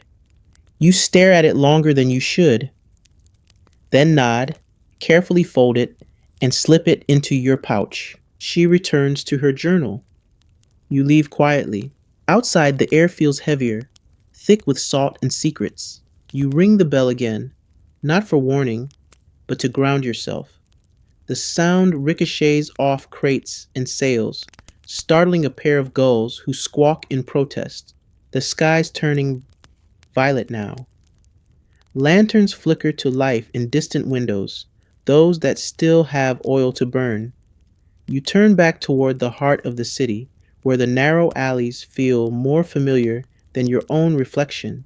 You think about the woman with her ledger, about the names you've written down, and the ones you've missed. A few streets later, you reach a courtyard with a fountain that no longer flows. A group of people stand in a circle, heads bowed, hands clasped. They're not speaking, just standing. One of them looks up and sees you, doesn't flinch. Instead, she beckons. You hesitate, then step closer. At the center of the circle lies a small bundle, blankets wrapped tightly around something still. They don't explain. They don't need to. You lift the bell and ring once, twice. Then lower your arm and nod. A man in the group steps forward. He has calloused hands and eyes that don't cry anymore.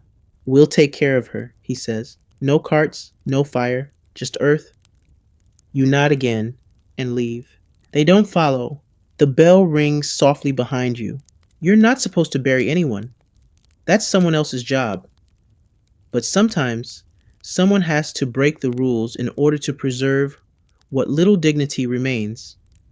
And sometimes that someone has a shovel, a patch of dirt, and enough decency to act without permission. You pass a tavern with its door cracked open.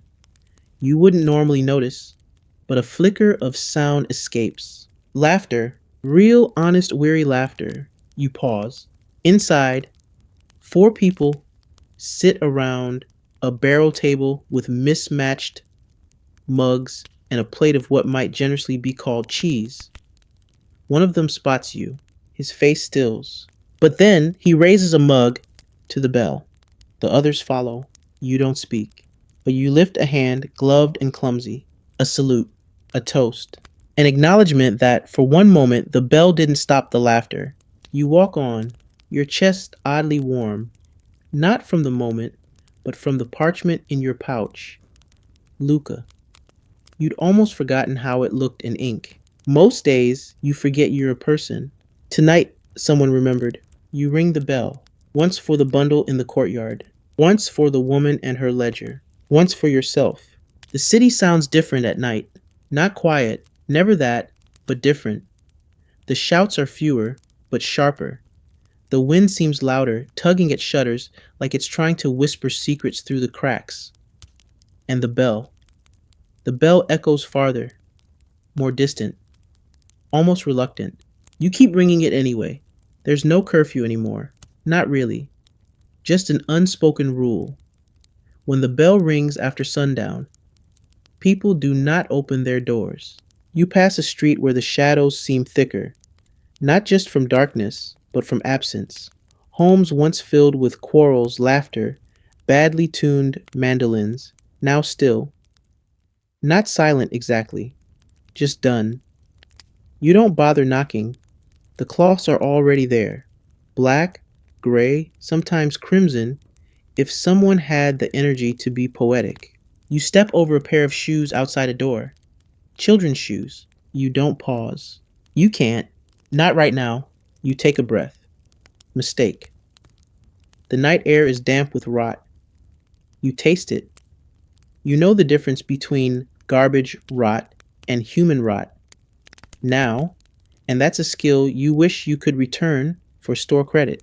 You press your scarf tighter to your nose. You ring the bell. A window opens. Someone spits. Misses. You don't look. They're not spitting at you. They're spitting at the inevitability you represent. You keep walking. And then something strange. Music. Not tavern music. Not laughter.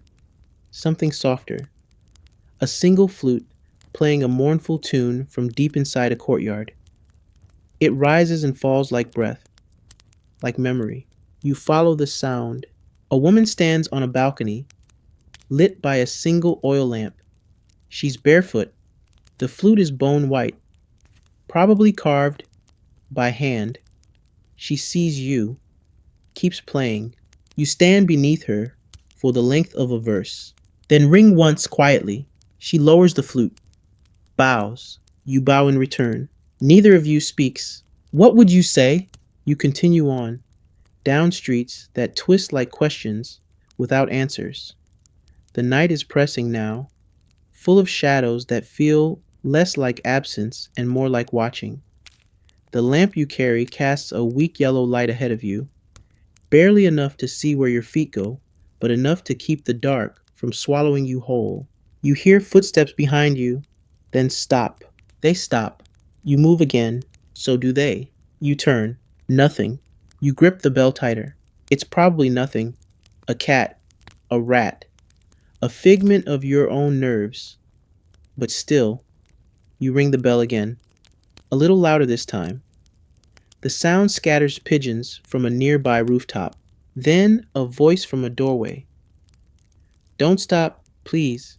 Keep ringing. You turn surprised. A man stands there, mid-50s, gaunt but clear-eyed. It keeps the nightmares out, he says. At night. I can't sleep without it. You nod. He doesn't ask questions. He just listens as you ring it again, and again, and again, like a lullaby made of bronze and dread. Historians still argue whether the bell had any true psychological benefit or if it simply deepened the trauma, turning a natural disaster into a never ending symphony of grief. But there's no way to quantify the comfort of knowing someone's still walking the streets, that someone is still doing something. You ring the bell again, this time just for him. A dog follows you for a while, mangy, three-legged, tail curled like a question mark. You don't feed it, you don't name it, but you also don't chase it away. Companionship is rare. Even if it sheds and sniffs everything you walk past, you glance down. You catch rats? It doesn't answer, which is polite of it. You reach a building that was once a school. Now it's silent. A chalkboard still leans inside one window, words faintly visible. Wash your hands. Trust no one. You ring the bell. The echo bounces oddly here, trapped between the stone walls. A curtain flutters. A hand appears, pale and small, waving weakly. You wave back. Your gloved fingers creak from the cold. You hang a cloth anyway out of caution. You don't always wait to confirm anymore.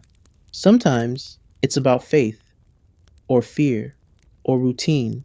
You walk past the bakery, where someone left a candle burning in the window. A half loaf of bread sits on the sill. For the dead? For a neighbor? For a stranger like you? You take a piece, tear it in half, eat one, tuck the other in your pouch for later. The bell rings again. It's slower now.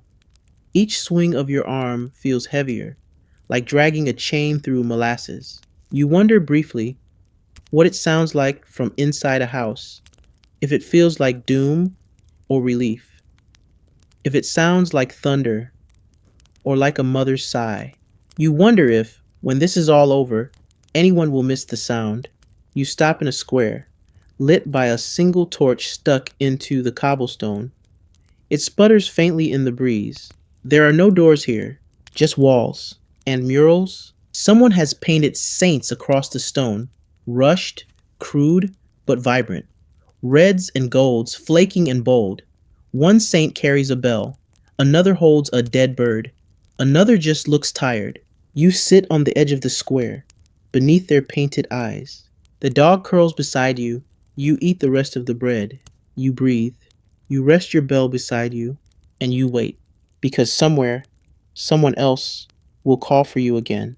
And when they do, you'll rise, you'll lift the bell, and once more, you'll ring. Mourning is not so much an event as it is a negotiation.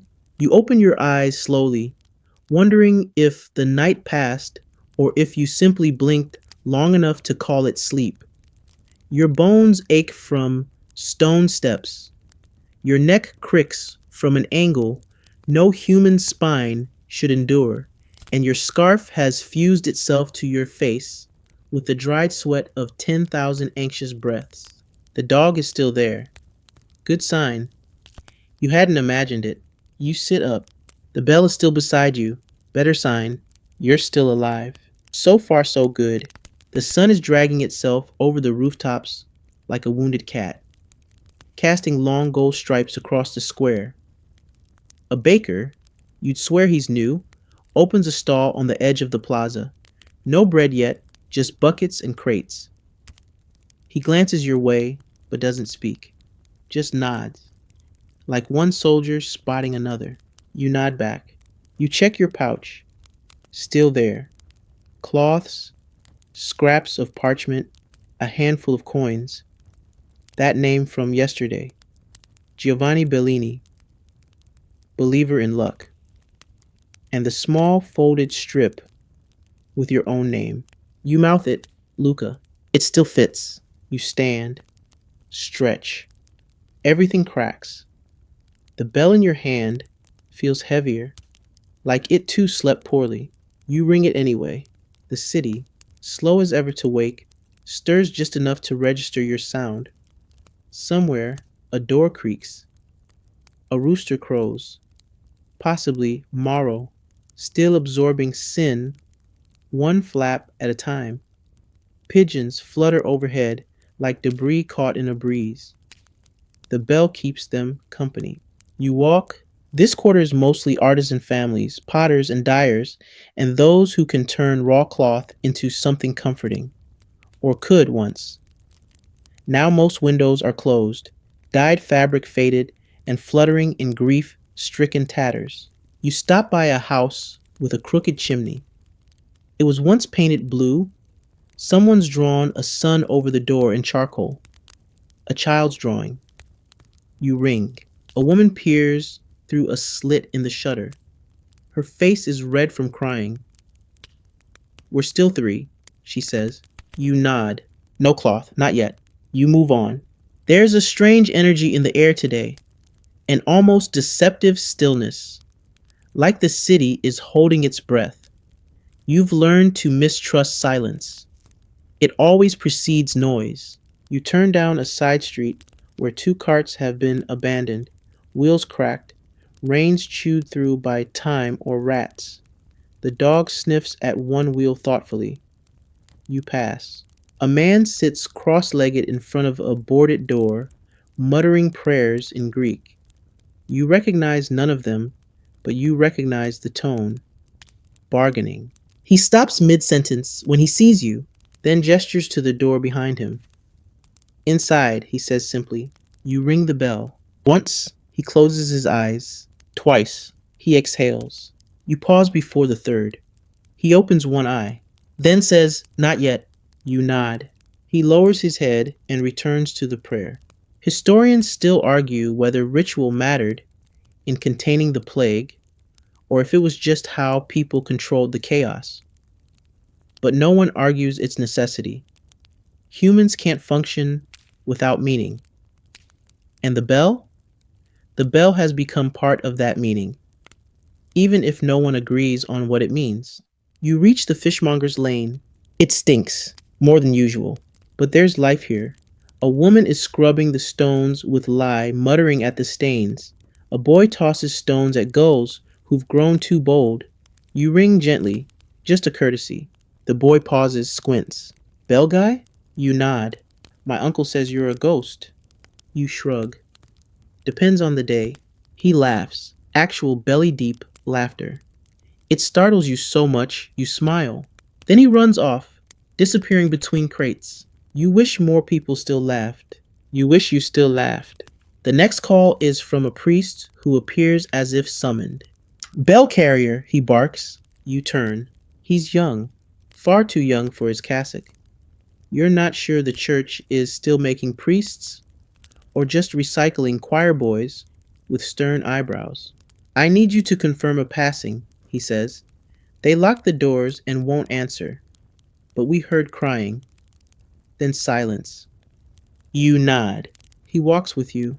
You don't like that, but he's already beside you, humming a hymn under his breath. It's a beautiful one, but he sings it too fast, like it's a race to redemption. You reach the house. No signs, no marks, just a door and too much quiet. You knock, no answer. You ring the bell. Stillness. Then a sob. Not inside. Above. You look up. A woman leans out of the window, hair wild, face hollow. She looks at you, at the priest, then says they're gone, then disappears. The priest crosses himself. You hang the cloth. He mutters a prayer. You ring the bell one more time, and the priest finally walks away. You feel heavier, like the bell has gained weight again. You shake your hand to loosen the ache in your wrist. Someone hands you a flask from behind a fence. You don't ask who. You just sip. It's awful. Burnt honey and vinegar, maybe, but warm. You hand it back. A hand takes it. You ring the bell. You walk. There's a cart broken in the road. No driver, no horses, just a crate tipped over, spilling onions like forgotten blessings. You take one, tuck it into your pouch. Another house. This one has two cloths already hanging, one white, one red. You ring anyway. No answer. You add a black one and move on. Someone leaves you a note pinned to a post. You're the only reason I sleep. Thank you. It's signed with a drawing of a cat. You keep it. Add it to your pouch. You ring the bell. Once for the note, once for the priest, once for the boy who thought you might be a ghost, and maybe just a little for yourself. There are places the bell never reaches, not because you can't go there, but because the people there have already stopped listening. Whole blocks, where doors are nailed shut from the outside, where no smoke curls from chimneys, where the silence isn't a pause, it's a decision. You arrive at one of those streets now. You hesitate. There's no formal rule against entering, but your body stiffens, like it remembers something your mind has kindly blurred. You glance down at the dog. It's gone. Typical. You take a few slow steps forward.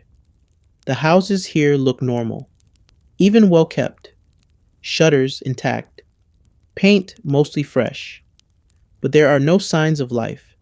No cloths, no candles, no broken carts or half filled buckets. Nothing. You ring the bell. It sounds too loud, too wrong. It echoes back like a question no one plans to answer. You walk the whole street anyway, ring at each door. No reply. By the end, your arm aches and your heart's clenched tight as a fist. You want to scream, to ask if anyone even wants to be saved, but you don't. You hang a cloth on the last door and leave. It's a formality now, like placing flowers on an empty grave. You reach a crossroad where an old man is arguing with a donkey. It's the first voice you've heard in half an hour. I said left, you stubborn sin sponge. The donkey, to its credit, doesn't flinch. You pause. The man notices you, nods, and says, "Plague doesn't touch the damned animals, does it?" You shake your head. "Not that we know." He spits away from you, politely. "Figures. I feed him, clean him, talk to him, and he'll outlive me by a decade." You almost laugh. Almost. He sighs. "You want to ring that thing for my wife? She went last night." You nod. He gestures toward the house behind him. "I can't go back in there yet." You understand. You ring the bell. Once, twice, then a long third, while he removes his hat and places it over his heart. "I'm keeping the donkey," he mutters. "Good," you say. You move on. Not far down, you spot your old friend, the weaver, sitting outside his door again, this time with a cup of something steaming in his hand. You nod. He lifts the cup. "You're back early." You glance at the sky. "Late, actually." He shrugs. "Time's weird now." You sit on the stoop across from him. He says nothing for a long time, just sips. Then finally, "You ever wonder if the bell's working?" You raise an eyebrow. Define working. Doing anything, changing anything, warning anyone. You look at the bell in your lap. Bronze, scuffed, stubborn, same as ever. "I think it helps people breathe," you say. "And remember, they're not the only ones left." He nods. "Good enough." Then offers the cup. You sip. It's terrible, but warm. You hand it back. A pigeon lands beside you. You eye it. It eyes your pouch. "No," you tell it. "The onion is mine." It coos. Rude. You ring the bell. The sound is steadier now. Not because you're stronger, but because repetition has become its own strength. The weaver stands. "I'm going to try weaving again." You smile. "What for?" "Dunno. Something to bury me in, maybe."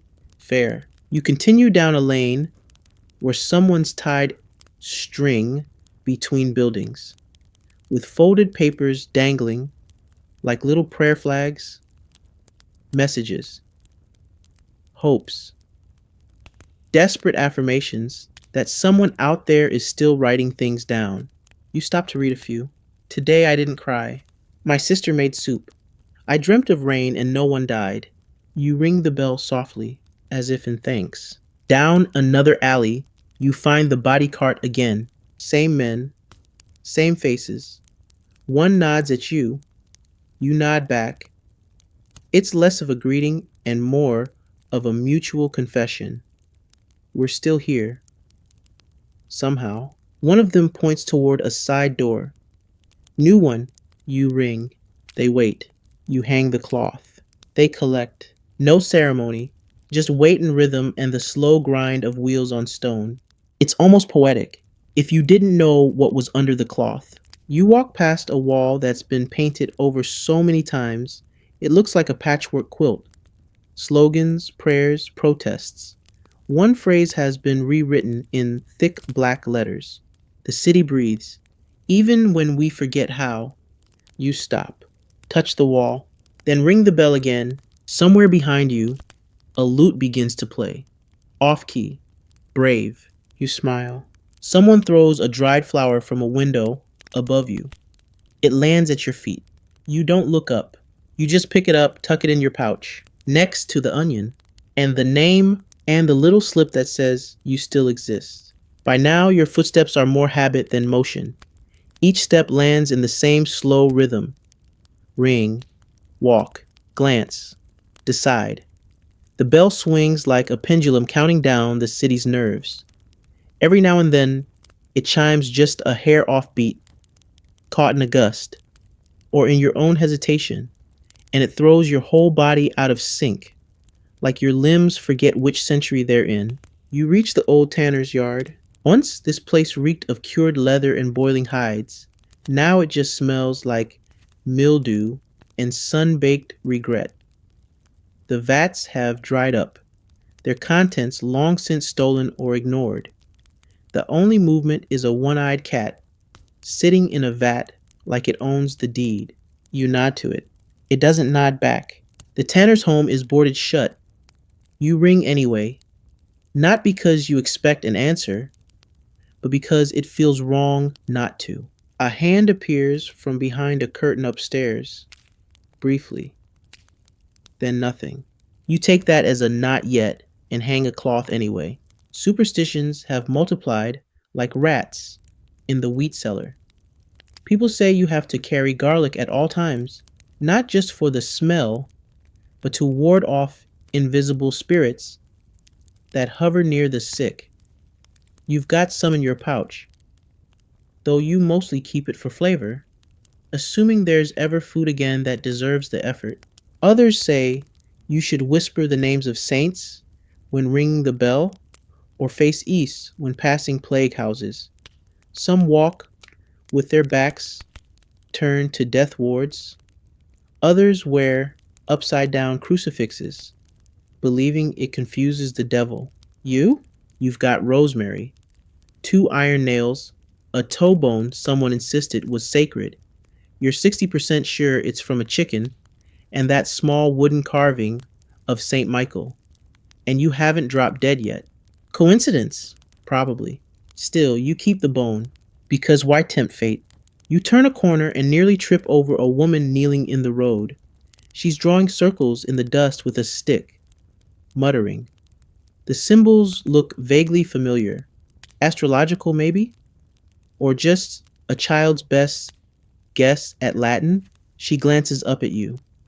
Don't cross the lines, she says, as though you were about to stomp through a sacred rite with your donkey-scented boots.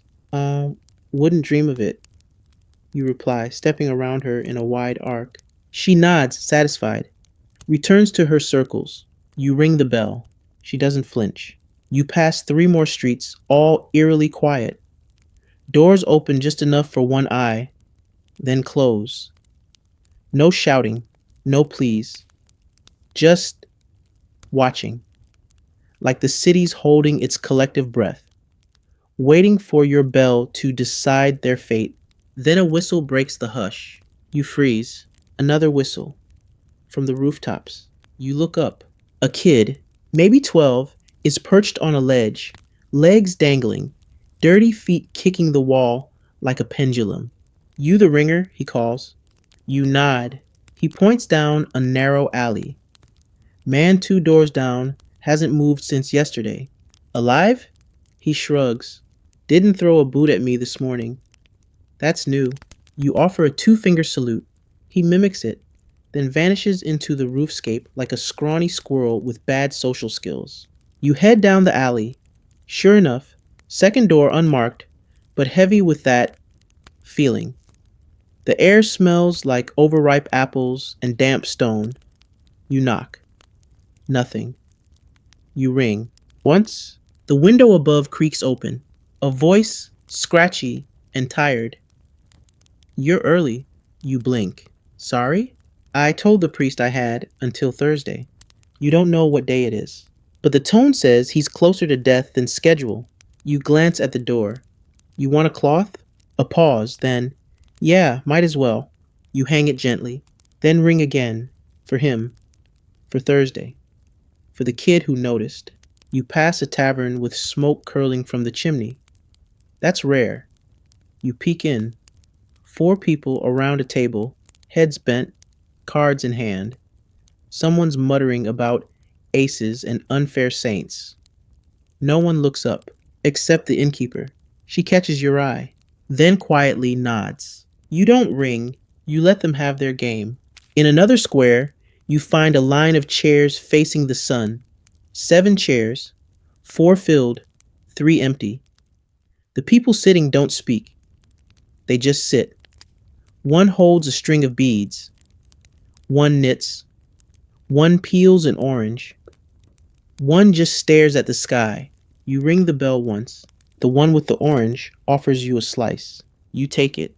They say nothing more. You move on. You stop at a fountain where the water still flows, trickling weakly through green-stained marble. Someone has left a small carved rabbit on the edge. You pick it up. It's smooth, hand-worn, made from driftwood. A charm? A toy? A goodbye? You place it in your pouch, next to the onion, the cat drawing, the bone, your mobile museum of maybes. You hear footsteps behind you again. Turn. This time it's a man in official robes. Not church, not medical.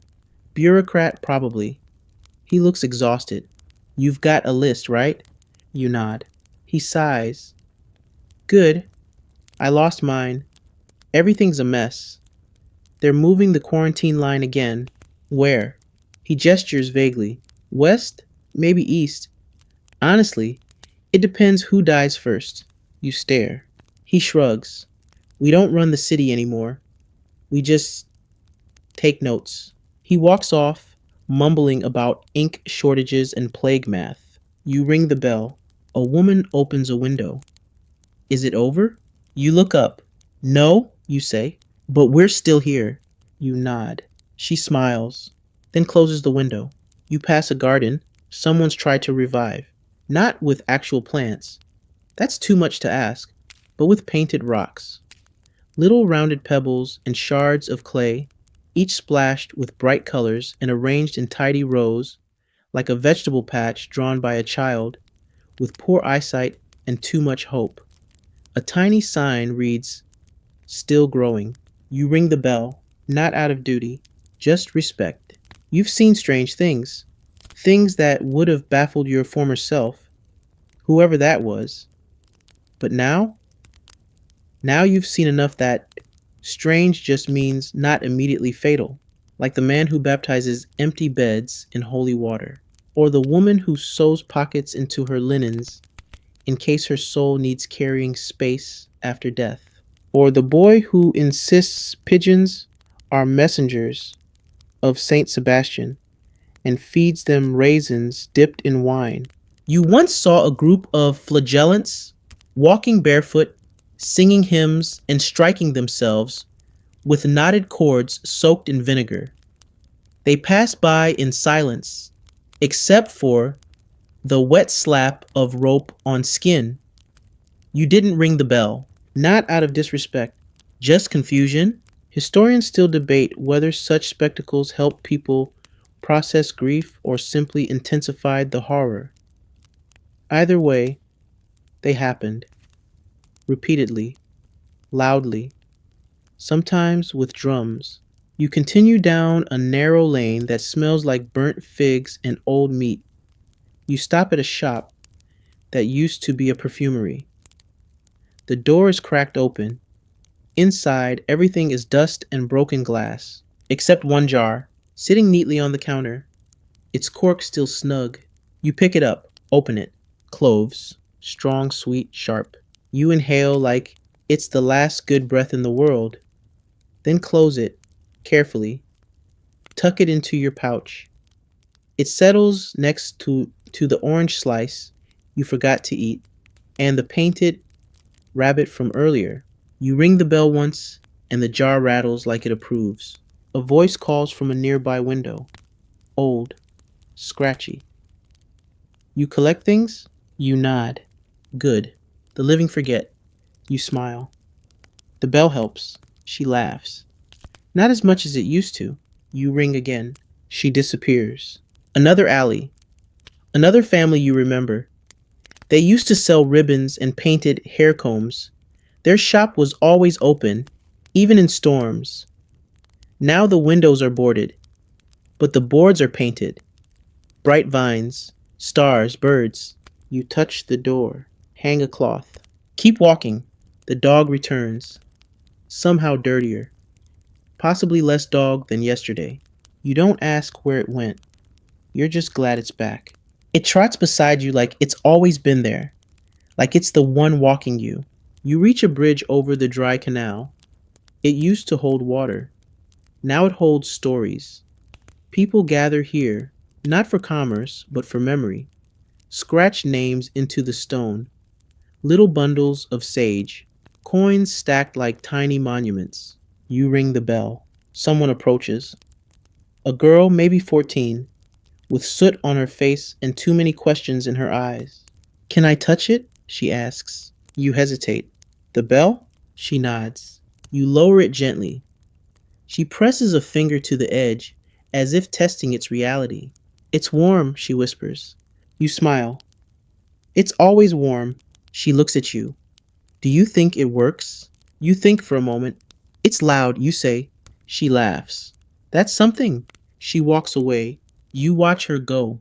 There's a group of young men painting slogans on a nearby wall. You can't quite read it, but one phrase stands out. If we die loud. You ring the bell again. It's dusk again. Somehow, time has no meaning anymore, only movement and sound and breath. You pass a home where someone has drawn a face on every brick. Not crude faces either, detailed ones, expressive, smiling, crying, screaming, laughing. Hundreds of faces looking out at the world with all the emotion their painter no longer could. You stop and stare. You ring, and the faces don't blink, but they feel like company. Another house, no markings. You knock. No answer. You ring. Nothing. Then, movement. A small boy appears in the doorway, holding a stick like a sword. Who are you? He demands. The bellman. What's that? You pause. A warning. He squints. You look like a goat wrapped in a rug. You smirk. That's fair. He points the stick at you. You here for my dad? Is he sick? No, he's asleep. You lower your voice. For how long? 2 days? You nod. Should I wake him? You look at the boy, then gently kneel. No, you say. Just sit with him when you can. He nods solemnly. Will the bell fix him? You shake your head. It just tells people you're not alone. He lowers the stick, then hugs your knee. You freeze, then awkwardly pat his back. He lets go, disappears inside. You hang a cloth, ring once, then walk away. The dog follows. You take a deep breath. The air smells like lavender and smoke. Somewhere a door slams. Somewhere a baby cries. Somewhere someone prays. And you keep walking, because someone has to, night again. And it arrives not with drama, but with indifference. Just a slow, creeping dimming of the world, as if someone's gently turning the brightness down on existence itself. You don't notice the first stars until they've been there a while, blinking silently over the rooftops, like suspicious gods. The bell feels heavier at night. Maybe it's your arm, maybe it's memory. Maybe it's the knowledge that each ring feels more intimate in the dark, more accusatory, more final. You're back in the lower quarter now, near the dye vats. Everything here used to be loud. Textile workers yelling over vats of crimson and indigo, dogs barking at carts, children darting between drying racks. Now it's silent, but the walls are still stained in faded color, as though the past refuses to wash out. You ring the bell. The echo wraps around corners and fades slowly, like a breath held too long. From behind a locked gate, a candle flickers to life.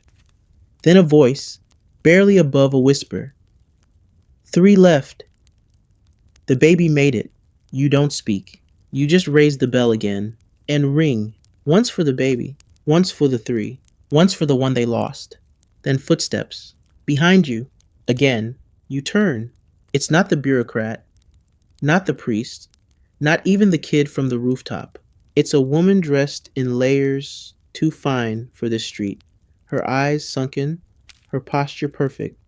She holds a book in one hand and a length of cloth in the other. May I? She asks. You don't respond, not because you're rude, but because you don't know what she means. She steps forward, unfurls the cloth, and ties it to the gate herself. A bright blue strip with gold thread at the ends. It stands out. It's intentional. She hands you the book. It's blank. Write what you remember, she says, then pass it on. She walks away before you can ask anything. You slip the book into your pouch. No name, no inscription, just potential. The wind picks up. The dog disappears again. Rude. You stop in a square where someone has piled firewood in the shape of a spiral.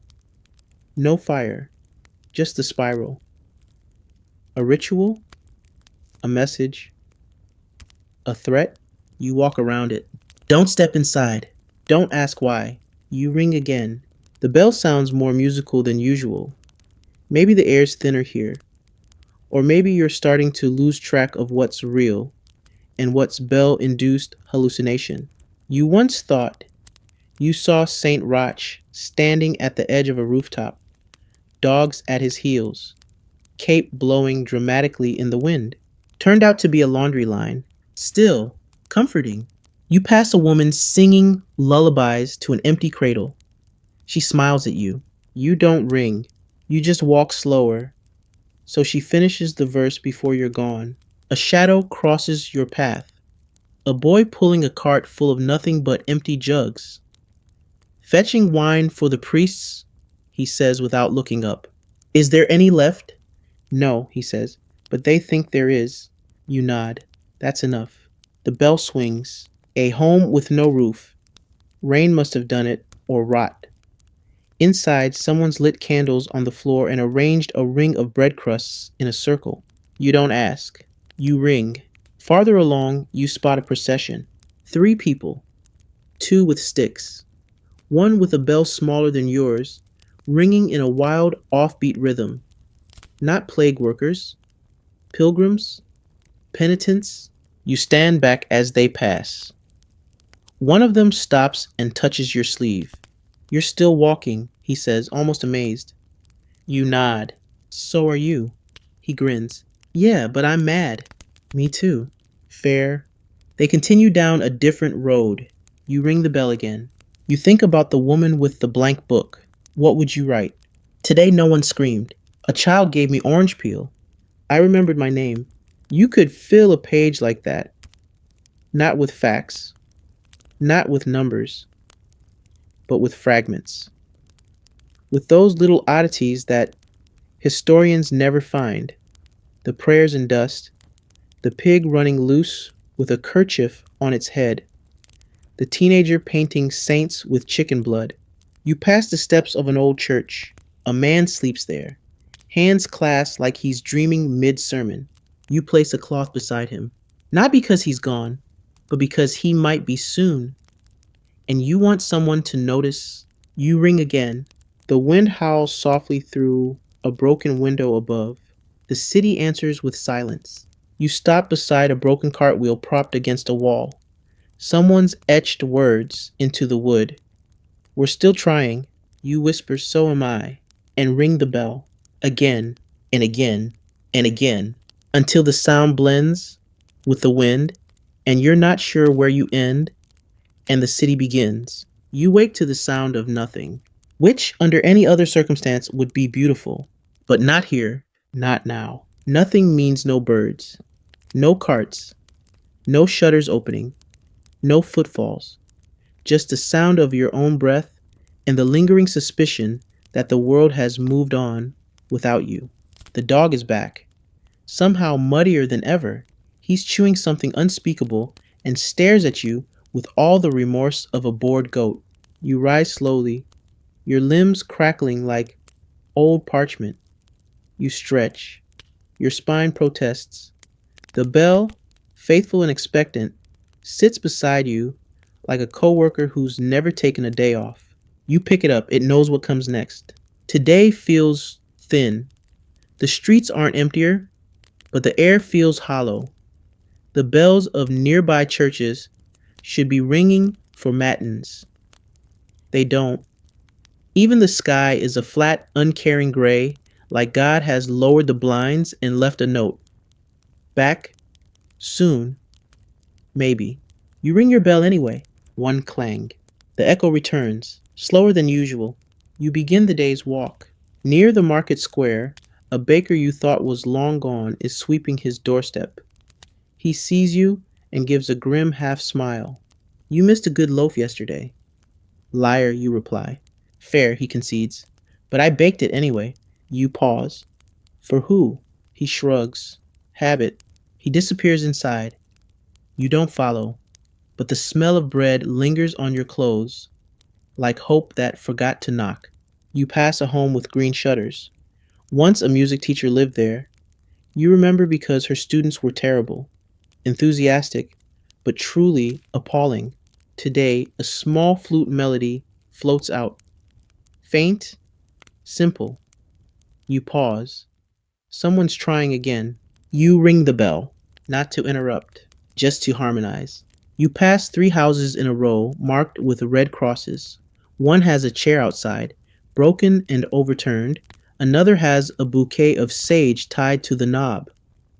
The last is completely silent. You ring once for each. Someone watches from behind curtains.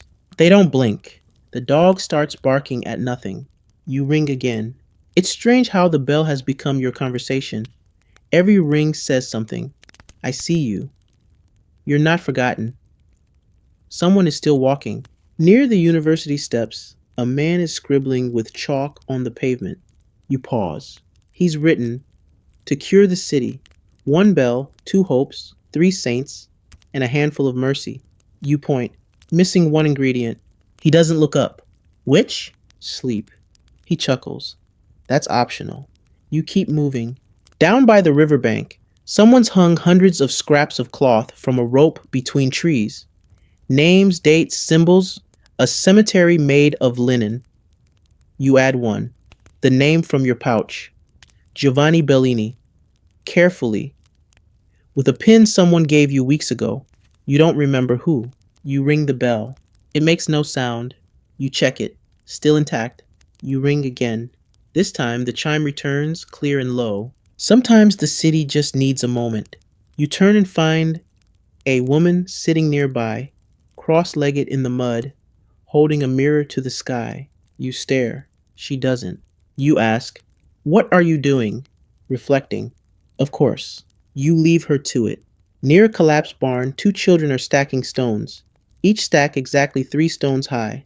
Dozens of little towers, arranged like a forest of forgotten prayers. One child spots you. You can't knock them over, she warns. I wouldn't dare.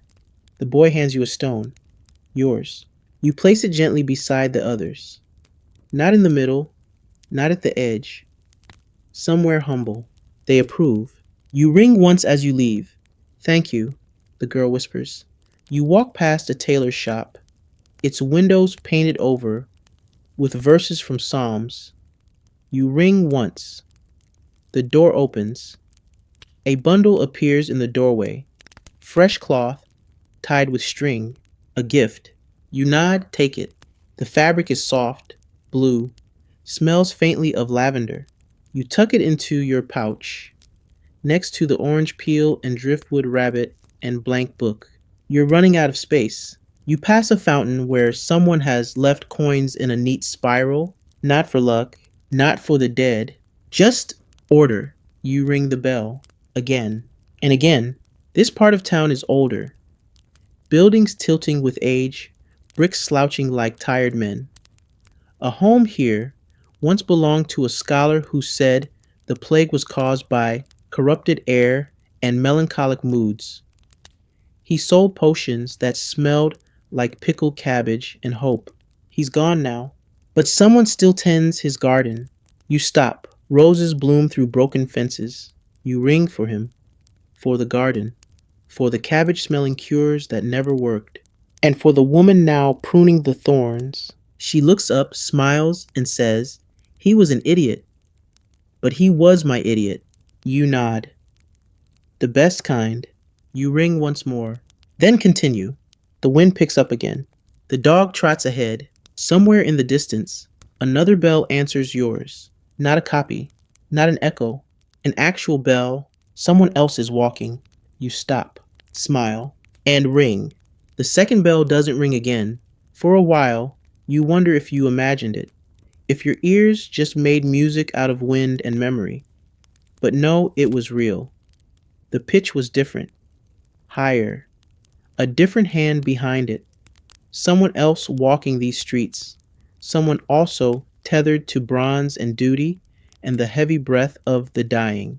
You wait a while, ears straining in the quiet. Nothing. So you move on, but now you're listening more closely. Each footstep becomes a question. Each creak of wood, each flap of laundry someone forgot to take in, suddenly important. You're not used to wondering if someone's doing the same job. You thought you were the last. The only. You ring your bell, and you keep walking down a street where grapes once grew from trellises, now brittle and brown, like a vineyard haunted by better seasons. A sign still hangs above a shuttered doorway. Vino and verse. You remember the man who ran it. He recited Dante with his mouth full and believed red wine could cure heartbreak and minor illness. You ring once for him, twice for the poems never finished. A child appears in a doorway behind you, barefoot and blinking against the light. "You're the bell," she says. Not a question. You nod. She tilts her head. "Why do you walk?" "Because someone has to."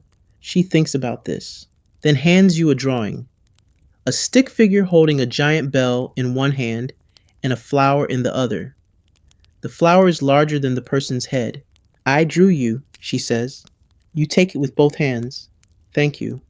Can I have your name?" You hesitate. "Luca." She repeats it. "Luca." Then nods like that, explains everything. She goes back inside. You add the drawing to your pouch, careful not to fold it. The stick figure smiles, unaware of its burden. You ring the bell. Near the cemetery, the gate stands open. Strange. Usually it's closed and bolted, not to keep people out, but to keep grief in its proper place. Today it swings lazily on its hinges, like even the dead have tired of ceremony. You step inside. Rows upon rows of new graves, some marked with stones, others with simple wooden slats, names scrawled in haste, letters already fading. But there's one that catches your eye, not because of what it says, but what surrounds it. Dozens of little tokens, beads, buttons, pieces of string, a crust of bread, a child's sock, a pear carved from soap. You approach. The grave simply reads, Chiara, nothing more. You ring the bell once, then again. The wind carries it gently across the stones. You don't linger. As you leave the cemetery, you spot a cart stuck in the mud just beyond the gate. Not the body carts, this one's smaller. Hand pulled. A man leans against it, muttering. "You all right?" you ask. "No," he says without looking up. "I'm making soup." You glance inside the cart. A pot. A firebox. A handful of onions, and what you hope are turnips. He finally looks up. "Do you want some?" You smile. Not yet. Your loss. I found salt. He returns to stirring. You ring the bell and he hums in time with it. On a wall nearby, someone has etched, "Death is not the worst thing. Being forgotten is." You trace the words with a gloved finger. You don't know who wrote it, but they understood. You pass another home with painted windows. No claws, no smells, no signs. But the shutters are wide open and candles glow on the sill. Inside, someone is singing. You stop. It's not a hymn, it's a lullaby. You don't recognize the words, but the melody cuts straight through you like warm broth on a freezing night. The voice trembles, but stays steady. You listen until the song ends. Then ring the bell once, very softly. You walk on. The second bell rings again, faint, from the east. You stop in your tracks. This time it's closer. You wait. Another chime. Still faint, still far, but real. You're not alone. You don't shout. You don't change course. You just smile. Wry, tired, quiet, and keep going. The city is winding down again. Night is curling at the edges of the sky. Windows are closing, curtains drawn, fires lit, not for warmth, but to push the dark back just a little farther. You turn a corner and nearly trip over a basket someone's left on the step. Inside, two hard rolls of bread, a small wedge of cheese, a plum, a note, for the bell. Thank you. You don't cry, but you do sit down, right there on the step, with your legs stretched out and the bell resting on your lap like a sleeping animal. You eat the bread. You save the plum. You ring the bell once, and it sounds like grace. And in the distance, the other bell answers. By the time you reach the bridge, the stars are out in full, a scatter of cold silver dust overhead, distant and silent, like the sky itself is watching, without offering an opinion. The city sleeps, mostly, or pretends to. Behind those shuttered windows and drawn cloths, people whisper, dream, wait, or don't. You stop at the bridge's center. Below, the river trickles lazily, barely enough to stir the weeds along its edge. It smells faintly of moss, iron, and things best left unexamined. The dog has gone again, either bored or moonlighting as someone else's companion. You don't blame him. You're not much of a conversationalist these days. You sit. You don't often let yourself pause mid-route, but something about the stillness tonight, the weight of the pouch at your hip, the familiar ache in your shoulder, tells you that you're allowed. You breathe in. The bell rests on your knee, just balanced enough that you don't have to hold it. It sways slightly, catching the breeze, like a weather vane that only points towards sorrow. You reach into the pouch, pull out the onion, still whole, the cat drawing, slightly wrinkled, the folded cloth from the tailor's door, the soap-carved pear, the page with your name, the blank book. You lay them out like relics on a private altar, each one a story, each one a human-shaped whole. You wonder, not for the first time, if this is what historians will miss. Not the death tolls, the diagrams, the grain charts, but the girl with the too big flower in her drawing, the boy with the stick sword, the baker who still lied about his bread, even when no one asked him to. You wonder who will remember them. Then you hear it, the other bell. Closer now, you rise to your feet slowly, gathering your things, careful not to crumple the memories. You ring your bell. Once, a pause. Then again, another pause. And then, from the far end of the bridge, a silhouette. Cloaked, hooded, just like you. The shape of the bell in their hand, unmistakable. It swings, rings. The sound meets yours mid-air.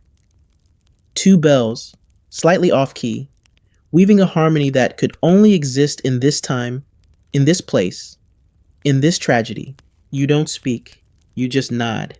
The figure nods back. They don't come closer. neither do you. But something shifts. The weight lessens. The road no longer feels like yours alone. You share it now with someone who understands the same silence, the same ache, the same sound. You turn away from the bridge and begin walking again. Not faster, just steadier. Your bell swings in rhythm, not just yours anymore. It's part of something wider now, a song being sung by more than one voice. A lullaby, not just for the dying, but for the living too. You pass homes with new cloths. Some you hung, some others did. That's new. You pass windows with candles. You pass another chalk drawing, a spiral, a name, a star. The city is still sick, still mourning, but also still responding, still ringing. You round a corner and someone calls out, "Thank you," from a doorway. You don't stop, but you smile. You ring the bell. And in the east, the other answers, again and again and again. The road softens beneath your feet now, each step gentler, less urgent. The cobblestones grow smooth, cool to the touch of your boots. The shadows lengthen but don't threaten. The moonlight stretches across rooftops like a silk sheet drawn up carefully over a tired city. You ring the bell one last time. It doesn't echo sharply. It hums, low, kind, final, like the closing note of a lullaby that doesn't need to be finished to be felt. You pass a home with no cloth on the door, no candles in the window, but inside someone has left a note pinned to the frame, still breathing. You believe them. The stars above flicker just slightly, and for a moment, they seem to sway in rhythm with your pace, as if the city, old, wounded, exhausted, has decided to breathe in time with you.